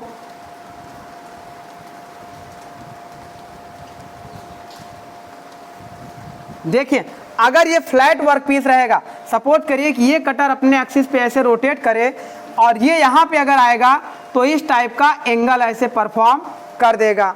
तो इस तरीके के मिलिंग ऑपरेशन को, जिसमें हमारा एंगल प्रोड्यूस करता है कटर, उसे हम बोलते हैं angular milling. Cutter is produce any angle on the workpiece, cutter is produce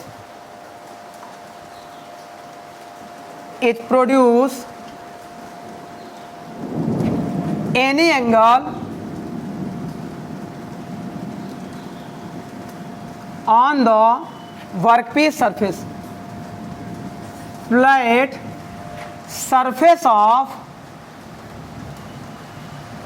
surface of workpiece. और कटर का इसमें भी जो डायरेक्शन होगा इस फ्लैट सरफेस के हमेशा नॉर्मल होगा। तो इस तरीके से हम कह सकते हैं cutter direction is normal to flat surface of workpiece, and cutter direction is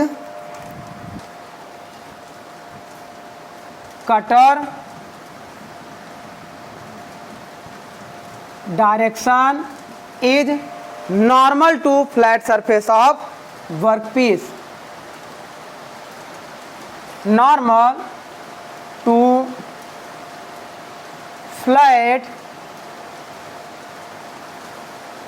surface of workpiece. तो इस तरीके के मिलिंग ऑपरेशन को हम लोग एंगुलर मिलिंग ऑपरेशन के नाम से जानते हैं। तो इसे भी राइट डाउन करिए।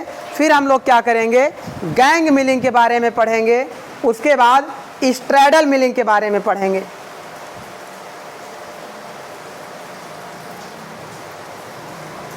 तो नेक्स्ट ऑपरेशन हम स्टार्ट करते हैं गैंग मिलिंग। इससे वन लाइनर यही सब क्वेश्चंस आते हैं। अभी देखिएगा, मिलिंग ऑपरेशन कंप्लीट करके हम लोग जब क्वेश्चन करेंगे तो आपको यही सारे क्वेश्चंस हमारे मिलेंगे। तो नेक्स्ट हम लोग पढ़ेंगे गैंग मिलिंग ऑपरेशन। देखिए, गैंग का मतलब क्या होता है, जहां पर एक से अधिक व्यक्ति आपके पास आ जाएं, दो या दो से अधिक व्यक्ति आ जाएं, वो हमारा क्या होता है, गैंग होता है। तो उसी को हम लोग बोलते हैं गैंग। अब उस गैंग में अगर मिलिंग कटर एक से अधिक उपयोग किए जाएं तो वहाँ पर गैंग मिलिंग कटर हो जाएगा। जैसे सपोज करिए कि ऐसा हमारे पास वर्कपीस हो,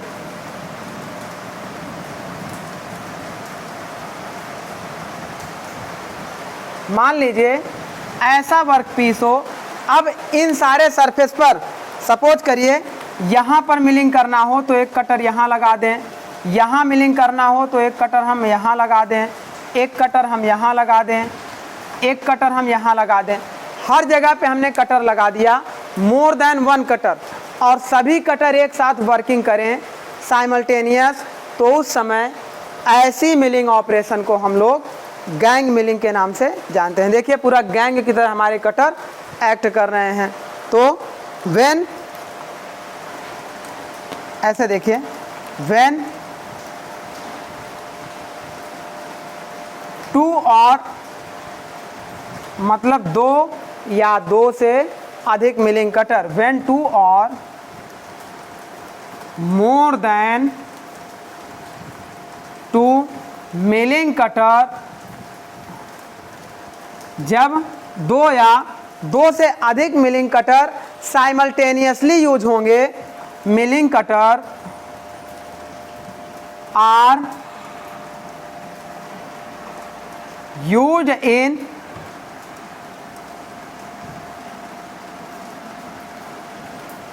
simultaneously, then and also, अच्छा ये भी क्या होता है, इस फ्लैट सरफेस के नॉर्मल होता है, and normal to flat surface of workpiece.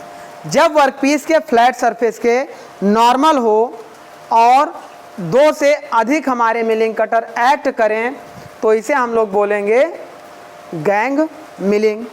Next हम लोग देखते हैं स्ट्रैडल मिलिंग क्या होती है। तो नेक्स्ट हमारा है STRADDLE, straddle milling. Straddle milling ऐसा है, देखिए, जब दो कटर एक साथ फिक्स होकर मिलिंग करें और दो वर्क पीस पर, मतलब दो सरफेस पर, सपोज करिए कि एक कटर हमारा ये हो जाए, ऐसा देखिए, मान लीजिए एक कटर हमारा ये हो जाए और एक कटर हमारा ये हो जाए। अब इन दोनों कटर को पहले हम क्या करें, एक ही शाफ्ट से कनेक्ट कर दें, एक शाफ्ट से कनेक्ट कर दें और दोनों कटर पर हमारे क्या हो जाए, टीथ जनरेट हो जाए। बिना टीथ कर मिलिंग नहीं होगी। अब हम क्या करेंगे, सपोज करिए कि हमारे पास ऐसा वर्क पीस हो,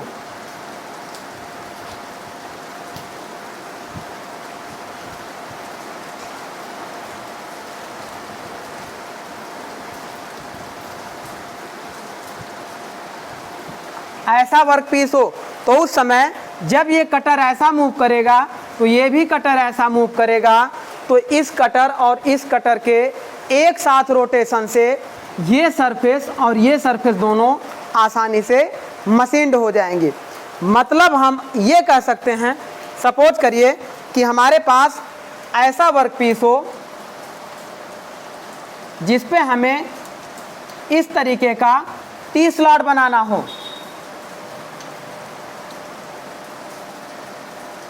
अब देखिए, अगर ऐसे वर्कपीस पे हमें, मान लीजिए कि हमारे पास पहले इस तरीके का था, अब इस तरीके के वर्कपीस पे ऐसा स्लॉट जनरेट करना हो तो इस टाइप का मिलिंग कटर का उपयोग करेंगे जिसे हम स्ट्रैडल मिलिंग कटर कहते हैं।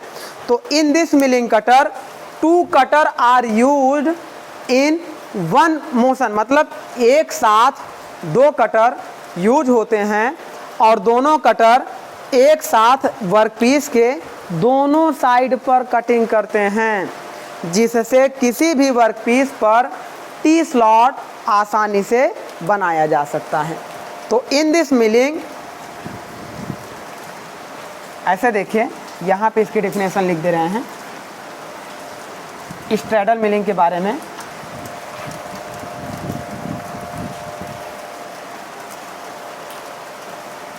ऐसे देखिएगा, इन दिस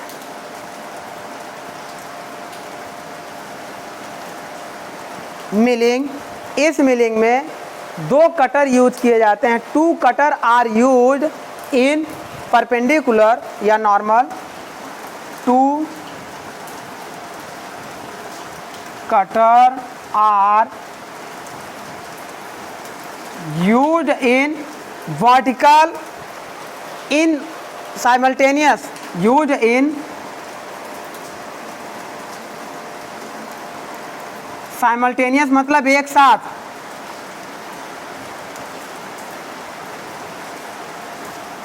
साइमल्टेनियसली मतलब एक साथ हमारे 2 कटर यूज होंगे। And also produce T slot of workpiece, and also produce T slot of workpiece.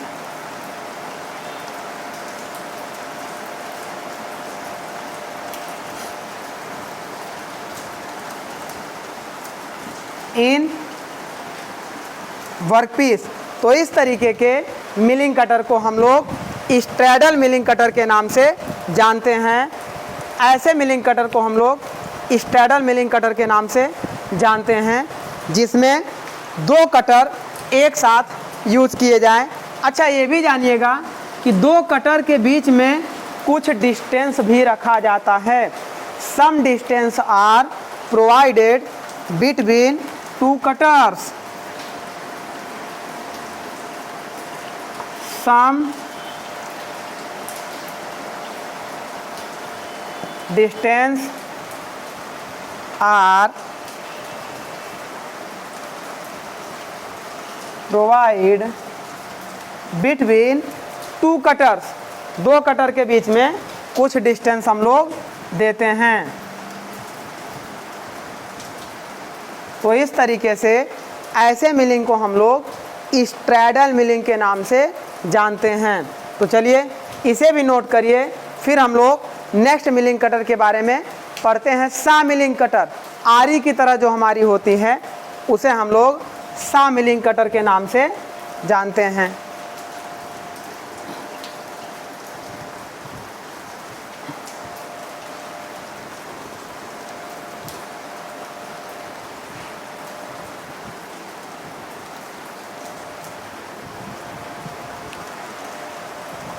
Next हमारा हो जाएगा सा मिलिंग कटर। देखिए, सा का मतलब आरी होता है। जब कटर हमारा बहुत पतला हो और कटिंग करे, मतलब कटर सपोज करिए ये मिलिंग कटर हो और ये जो इसकी, ऐसे मान लीजिए ये जो कटर की थिकनेस है ये बहुत पतली हो, small thickness of cutter are used, then this type of milling is called saw milling. और इसका उपयोग वर्कपीस को 2 भागों में काटने के लिए किया जाता है। तो जैसे आप जानते हैं, सिंपल सा जो आजकल हमारे पास टाइल्स वगैरह काटने की मशीनें आ रही हैं, मार्बल काटने की मशीनें आ रही हैं, तो वो सब हमारी मिलिंग मशीनें होती हैं। तो वहाँ पर हम लोग उसे सा मिलिंग के नाम से जान सकते हैं या समझ सकते हैं। तो इस तरीके से ये हमारा कहलाता है सा मिलिंग। व्हेन, ऐसे देखिएगा, in this milling operation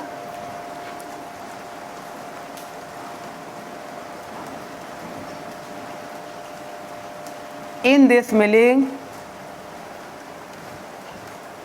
operation, इस मिलिंग ऑपरेशन में हम लोग small thickness plate are used,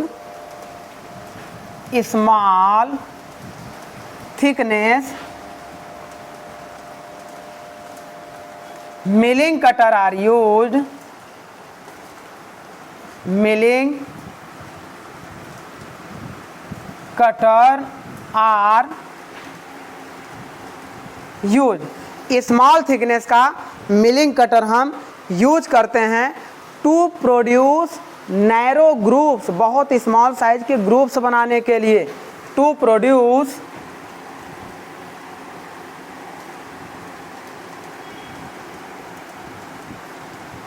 narrow grooves on the surface of workpiece, grooves on the surface of workpiece is called saw milling operation, is called saw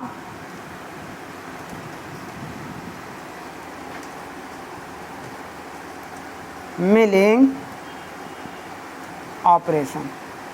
जब हम लोग बहुत पतले milling cutter का उपयोग करें और उससे स्मॉल नैरो ग्रुप्स को हम बनाएं, मतलब ऐसा समझिए कि ये हमारे पास वर्कपीस हो और इस वर्कपीस में ऐसा हम लोग बहुत पतला ग्रुप क्रिएट कर दें,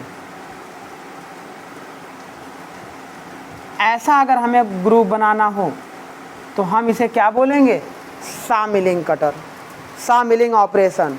तो ये हमारा कहलाएगा सा मिलिंग ऑपरेशन। अब इसके बाद हम लोग पढ़ेंगे हेलिकल मिलिंग ऑपरेशन और यूनिवर्सल मिलिंग ऑपरेशन। तो इसे नोट करिए, फिर हम लोग हेलिकल मिलिंग ऑपरेशन और यूनिवर्सल मिलिंग ऑपरेशन पढ़ते हैं। चलिए,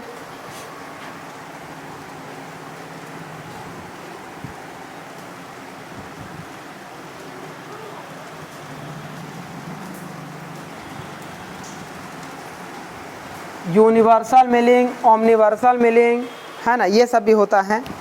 तो यूनिवर्सल मिलिंग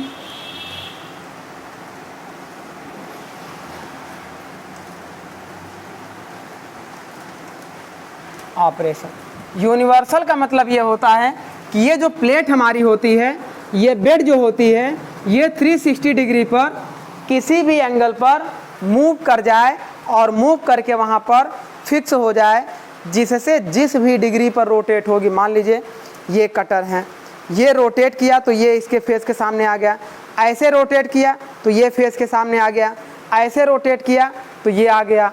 तो अब वर्कपीस को 360 डिग्री पर किसी भी एंगल में मूव कराने के लिए जिस मशीन का उपयोग किया जाता है उसे हम लोग यूनिवर्सल मिलिंग ऑपरेशन के नाम से जानते हैं। तो इस तरह हम लोग कह सकते हैं कि ऐसा मिलिंग ऑपरेशन जिसमें टेबल को in this milling operation, in this milling operation table can be swivelled. ये जो टेबल होता है हमारा, कहाँ गया ये टेबल, ये जो टेबल हमारा है इसको हम लोग table can be swivelled, swivelled मतलब घुमाना, at any degree. In this milling operation table can be swivelled, table can be swivelled at any angle, table को हम किसी भी एंगल पे घुमाते हैं। अच्छा, इसमें भी देखिए एक्सटर्नल सरफेस की करेंगे तो एक्सटर्नल यूनिवर्सल मिलिंग होगा, इंटरनल सरफेस की करेंगे तो इंटरनल मिलिंग ऑपरेशन होगा। तो हम कह सकते हैं एक्सटर्नल एंड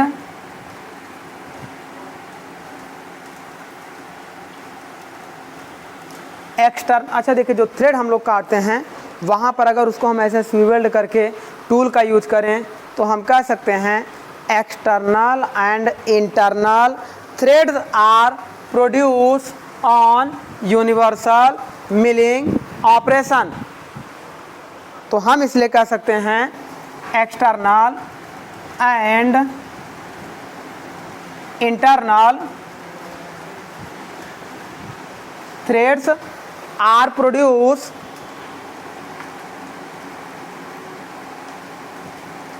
अच्छा, जो प्रोड्यूस होगा वो better than lathe milling operation होगा। लेथ मिलिंग ऑपरेशन से ज़्यादा अच्छा इसमें हमारा प्रोड्यूस होगा।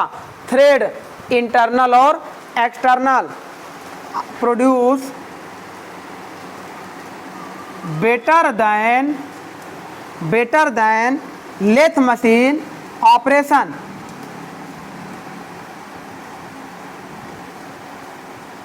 लेथ मशीन ऑपरेशन के रिफरेंस में इस मिलिंग में हमारा जो थ्रेड्स प्रोड्यूस होगा वो ज़्यादा बेटर तरीके से प्रोड्यूस होगा।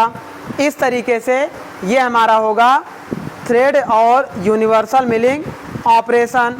नेक्स्ट हम लोग पढ़ेंगे ओमनिवर्सल मिलिंग ऑपरेशन और ड्रम मिलिंग ऑपरेशन। ड्रम का मतलब जैसा ये सिलेंड्रिकल ड्रम हो, इसे हम लोग पकड़ लें और किसी भी और डायरेक्शन में किसी भी एंगल पे मूव कराएं तो ऐसे मिलिंग ऑपरेशन को ड्रम मिलिंग ऑपरेशन के नाम से जानते हैं। तो एक लाइन इसके बारे में भी देख लीजिए।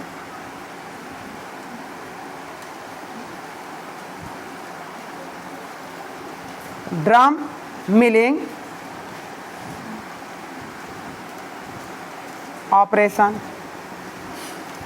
ड्रम मिलिंग ऑपरेशन इज मतलब द टेबल, देखिए the drum milling operation is swivelled at any angle.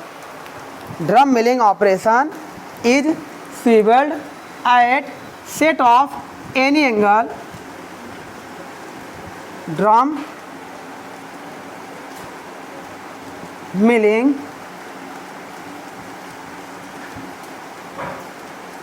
Operation is set स्वीवेल्ड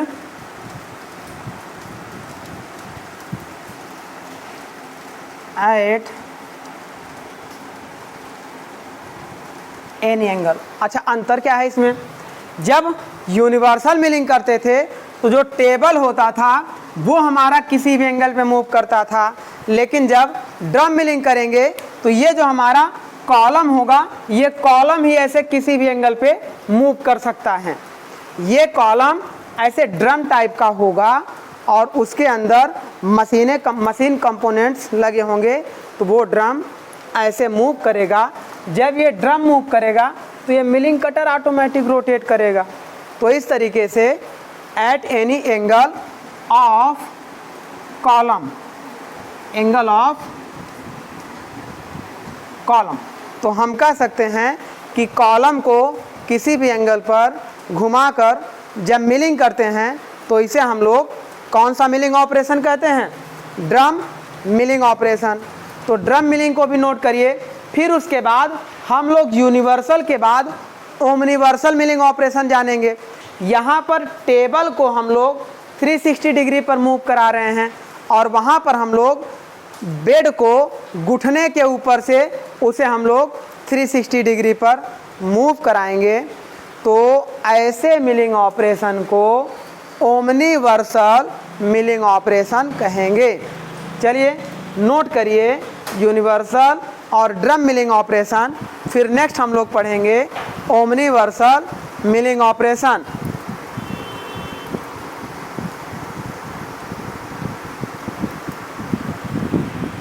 चलिए नेक्स्ट हम लोग पढ़ते हैं omniversal milling operation.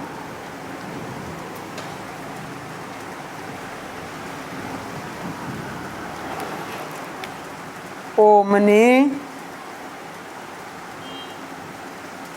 Vercel milling operation.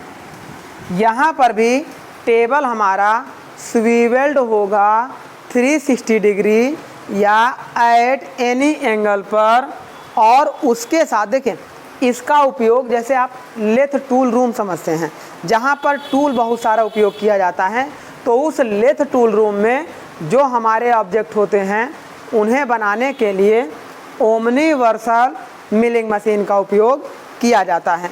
तो it is used for lathe tool room operation, कह सकते हैं हम it is used for lathe tool room operation. यह लेथ टूल रूम ऑपरेशन में उपयोग किया जाता है। In this operation table can be swivelled at any degree. In this operation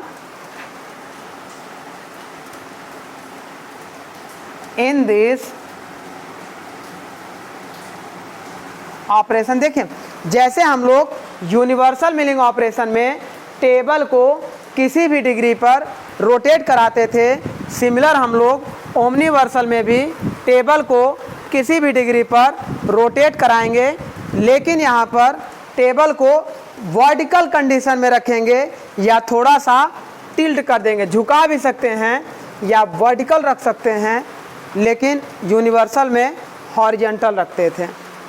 in this operation table can B tilted मतलब झुकाना, and tilted and in vertical position in vertical position table rotate at any angle।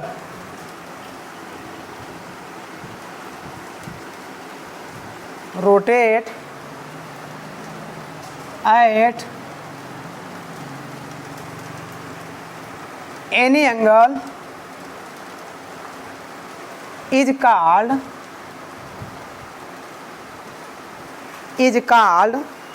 omniversal milling operation। omniversal milling operation. तो इस तरीके से हम कह सकते हैं कि यूनिवर्सल और ओमनीवर्सल मिलिंग ऑपरेशन में जो बेसिक डिफरेंस हमारा होता है वो टेबल का हॉरिजॉन्टल और वर्टिकल एक्सिस के मूवमेंट पर होता है। तो चलिए इस तरीके से ये हम लोगों ने कंप्लीट किया अपने टाइप्स ऑफ मिलिंग ऑपरेशन को। अब हम लोग थोड़ा सा स्टार्ट करते हैं, जो हमारे पास मिलिंग कटर यूज किए जाते हैं वो कितने तरीके से मिलिंग कटर हम यूज करते हैं, इस मिलिंग कटर के बारे में हम लोग पढ़ेंगे। तो इस तरीके से इसे नोट करिए, फिर हम लोग मिलिंग कटर के क्लासिफिकेशन के बारे में पढ़ते हैं। चलिए इसे हम लोग रिमूव करते हैं। अब देखिए हम लोग यहीं पर मिलिंग कटर पढ़ लेंगे। देखिए अब आपको तुरंत समझ में आ जाएगा, जैसे मिलिंग ऑपरेशन हम लोगों ने पढ़ा सिमिलर उसी तरह मिलिंग कटर भी होते हैं। जैसा ऑपरेशन करना होगा उसी तरीके के मिलिंग कटर का उपयोग करेंगे। तो देखिए टाइप्स ऑफ मिलिंग कटर, ये हमारा सिंपल मिलिंग मशीन है। Types of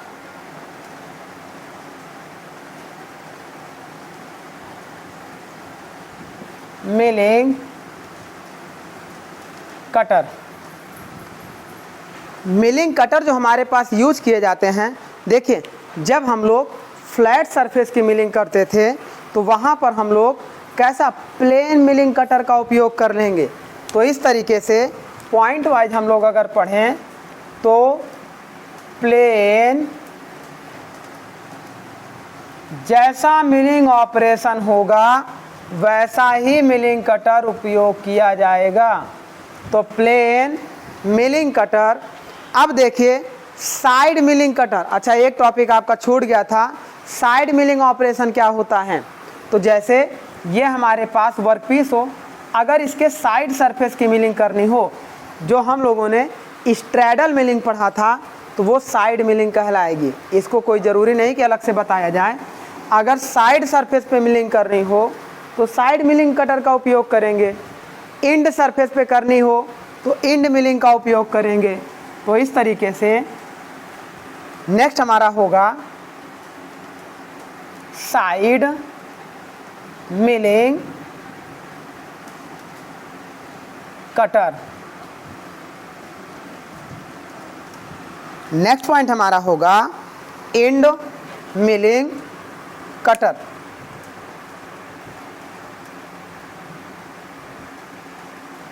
end milling cutter. Next point हमारा होगा जैसे यूनिवर्सल हम लोग यूज करते हैं, फेस यूज करते हैं, एक हमने ये भी छोड़ दिया था फेस मिलिंग कटर। इसको यहीं पे हम लोग बता दे रहे हैं कैसा होता है। देखिए फेस मिलिंग कटर क्या होता है। जब इंड मिलिंग कटर में कटर हमारा ऐसा होता था, हम लोग यहाँ पर इस तरीके का बनाते थे, सिमिलर उसी तरीके से फेस मिलिंग कटर में क्या होगा, यही कटर देखिए इंड मिलिंग कटर में इसके इंड पोर्शन का उपयोग करते थे।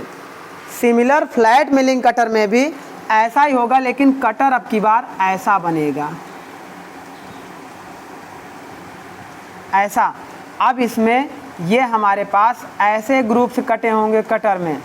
अब ये कटर क्या होगा, किसी वर्कपीस पे सपोज करिए इस वर्कपीस पे अप्लाई होगा, तो इस कटर का इतना सरफेस, जब ये सरफेस कटर ऐसा रोटेट होगा तो वर्कपीस के फ्लैट सरफेस पर, टॉप सरफेस पर, फ्लैट सरफेस पर जब इस कटर के डायमीटर से ज़्यादा चौड़ा हमारा कटर हो तो ऐसे कटर को फेस मिलिंग कटर के नाम से जानते हैं। तो ध्यान दे लीजिएगा, ये वाला कटर फेस मिलिंग कटर होगा। अगर इसको हटा दिया जाए, केवल इतना हो जाए, और इंड, तब ये इंड सरफेस से तब भी करेगा, लेकिन तब क्या करेगा, कुछ इस तरीके के इंटरनल स्लॉट्स पर जाकर मिलिंग करेगा। तो ऐसे मिलिंग ऑपरेशन को इंड मिलिंग कहेंगे, और जब ये रहेगा तो इसे हम लोग फेस मिलिंग कटर ऑपरेशन कहते हैं।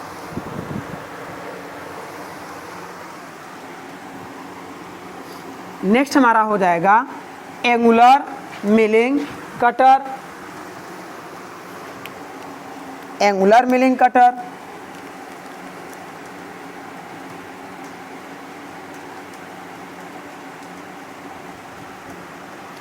एंगुलर, जब हम लोग एंगुलर मिलिंग करते थे तो वहाँ पर जो कटर यूज किया जाता था, जो हमारा इस तरीके का कटर यूज किया जा रहा है, ऐसा हम लोग ऐसा कटर यूज कर रहे थे, तो इस कटर को हम लोग एंगुलर मिलिंग कटर के नाम से जानते हैं।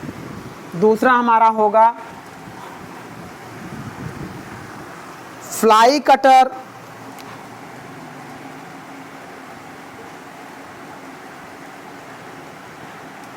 Fly cutter.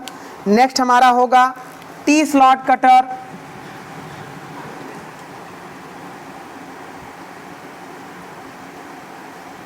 देखिए टी स्लॉट कटर कैसा होता है, सिमिलर, सपोज करिए कि हमारे पास ऐसा वर्कपीस हो,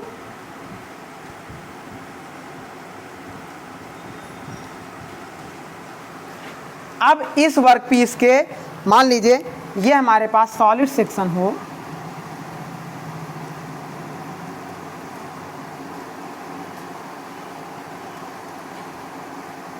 अब इस वर्कपीस के इस सेक्शन पर एक साथ मशीनिंग करना हो, मिलिंग करना हो, तो हम क्या करेंगे, यहाँ पर एक इसी साइज का मिलिंग कटर बनाएंगे। इस तरीके का मिलिंग कटर बनाएंगे और इस कटर को ऐसे रोटेट करा देंगे। इसके चारों तरफ यहाँ पर भी टीथ हमारे पास जनरेट होंगे, इंड पर भी और साइड पर भी और टॉप पर भी। तो इस तरीके से हमारा एक साथ क्या हो जाएगा, ऐसा मिलिंग होगा। अब ये क्या होगा, ये वर्कपीस इस तरीके से होगा। इस कटर को ऐसे रोटेट कराते जाएंगे और इस डायरेक्शन में आगे बढ़ाते जाएंगे।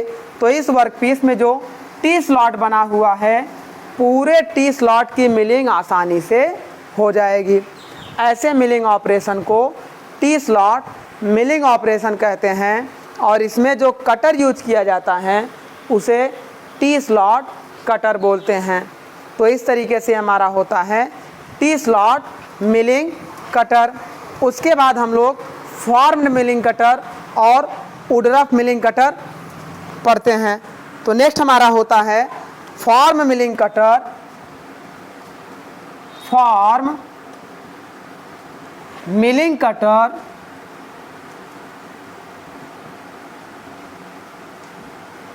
और नेक्स्ट होता है Woodruff milling cutter. Woodruff milling. तो ये देखा आपने स्टूडेंट, हम लोगों ने टाइप्स ऑफ मिलिंग कटर को उनके कटिंग कंडीशन के अकॉर्डिंग डिस्कस किया। तो इस तरीके से ये हमारा हो गया मिलिंग कटर। अब हम लोग लास्ट पॉइंट को डिस्कस कर लेते हैं थोड़ा सा, टाइप्स ऑफ मिलिंग मशीन। देखिए हम लोग मिलिंग मशीन के बारे में नहीं पढ़ेंगे, उस मिलिंग मशीन के एक एक क्लासिफिकेशन के बारे में नहीं पढ़ेंगे, लेकिन कम से कम थोड़ी थोड़ी मिलिंग मशीन तो हमें आनी चाहिए कि ये जो सिंपल सी मिलिंग मशीन हमें दिखाई दे रही है वो कितने टाइप की होती है। तो अब थोड़ा सा उसका भी ब्रीफ इंट्रोडक्शन हम लोग ले लेते हैं। तो चलिए स्टूडेंट, नेक्स्ट हम लोग पढ़ लेते हैं टाइप्स ऑफ मिलिंग मशीन।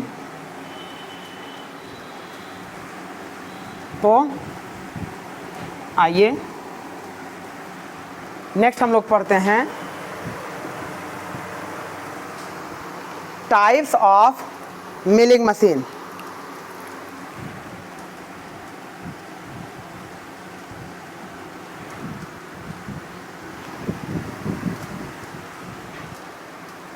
अब जो टाइप्स ऑफ मिलिंग मशीन हम लोग पढ़ेंगे, इसको हम लोग बेसिकली 3 तरीके से या 4 तरीके से क्लासिफाइड करेंगे। पहला, अकॉर्डिंग टू नी। ये जो नी देख रहे हैं, नी के according horizontal milling machine, horizontal milling machine, vertical milling machine, है ना। उसके बाद यूनिवर्सल मिलिंग मशीन और ओमनीवर्सल मिलिंग मशीन। तो इस तरह से पहला जो क्लासिफिकेशन हम लोग पढ़ेंगे वो पढ़ेंगे on the basis of column and knee. Column and knee, column और नी के आधार पर जो मिलिंग मशीन हम क्लासिफाइड करेंगे वो कौन कौन सी करेंगे। ये पहली थी हमारी, तो ए में हम लोग कर देंगे horizontal milling machine,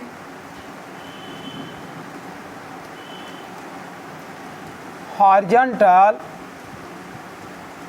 milling machine. B में हम लोग पढ़ लेंगे vertical milling machine,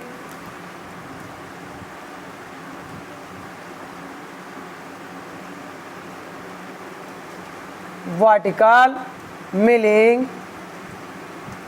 machine. C में हम लोग पढ़ लेंगे universal milling machine, universal milling machine. और डी में हम लोग पढ़ लेंगे ओमनिवर्सल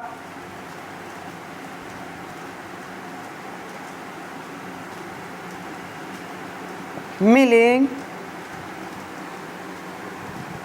मशीन। तो इस तरीके से ये हमारा पहला मिलिंग मशीन का क्राइटेरिया होता है on the basis of classification of column and नी। अब दूसरा हम लोग पढ़ेंगे अकॉर्डिंग टू बेड। ये जो बेड या टेबल हमारे पास दिखाई दे रहा है, ये जो बेड होता है, इस बेड के आधार पर भी हम लोग मिलिंग मशीन को डिवाइड करते हैं। जैसे simplex bed machine, duplex bed machine, triplex bed machine. तो ऐसा हम लोग करेंगे। नेक्स्ट मिलिंग मशीन हम लोग पढ़ते हैं according to second type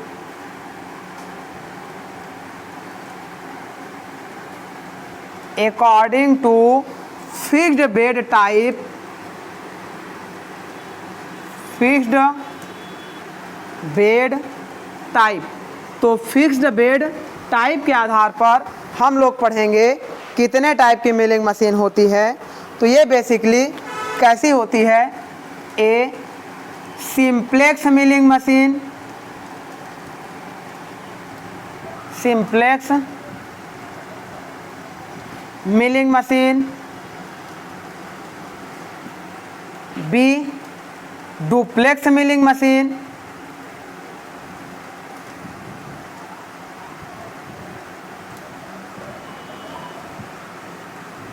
and C triplex milling machine. ये बेड के फिक्स टाइप के आधार पर कितने टाइप से फिक्स है, कितने बेड लगे हुए हैं।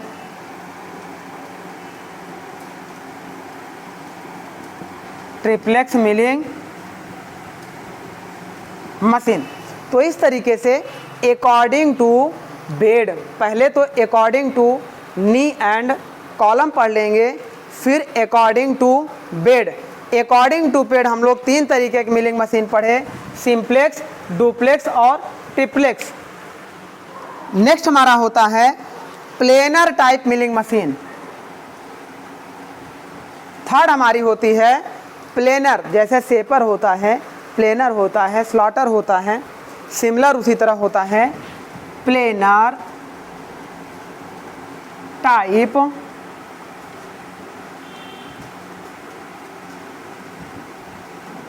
Milling machine.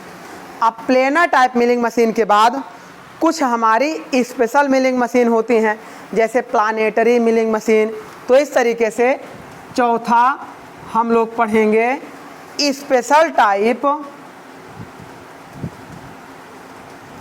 Special type milling machine. अब हमारे पास कौन कौन सी स्पेशल टाइप मिलिंग मशीन होगी उसको हम लोग पढ़ेंगे।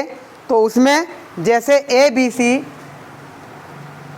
देखिए जो ड्रम टाइप मिलिंग मशीन है, जिसमें कॉलम को ड्रम की तरह बना दिया जाता है और पूरा कॉलम ही ऐसे रोटेट करता है, तो वो हमारी होती है ड्रम टाइप मिलिंग मशीन। किस कैटेगरी में आएगी, स्पेशल टाइप मिलिंग मशीन में आएगी। पेंटाग्राफ मिलिंग मशीन होती है, प्लानेटरी मिलिंग मशीन होती है। तो इस तरह प्लानेटरी मिलिंग मशीन। नेक्स्ट हमारा होता है ड्रम टाइप मिलिंग मशीन। ए के बाद बी पे हम लोग पढ़ेंगे drum type milling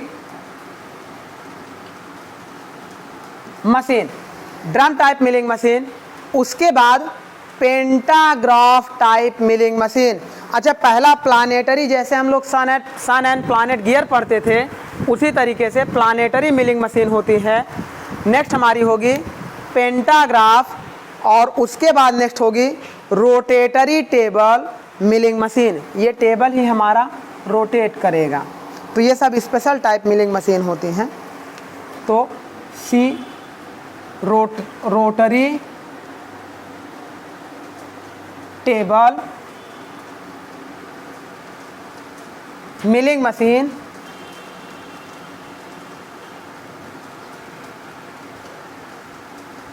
rotary table मतलब टेबल हमारा रोटेट करेगा। उसके बाद नेक्स्ट हमारा होगा pantograph profile and tracer controlled type milling machine. तो बड़ा नाम है, यहाँ से ले रहे हैं, पॉइंट डी हो जाएगा पेंटाग्राफ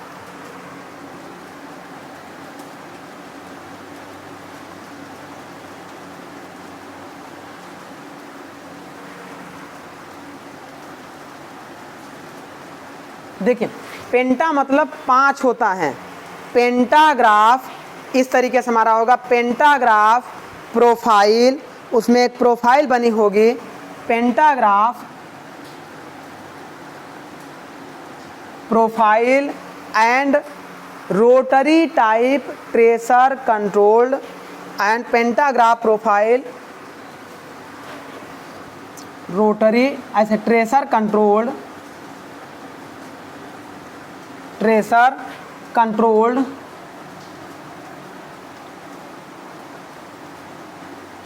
मिलिंग टाइप मिलिंग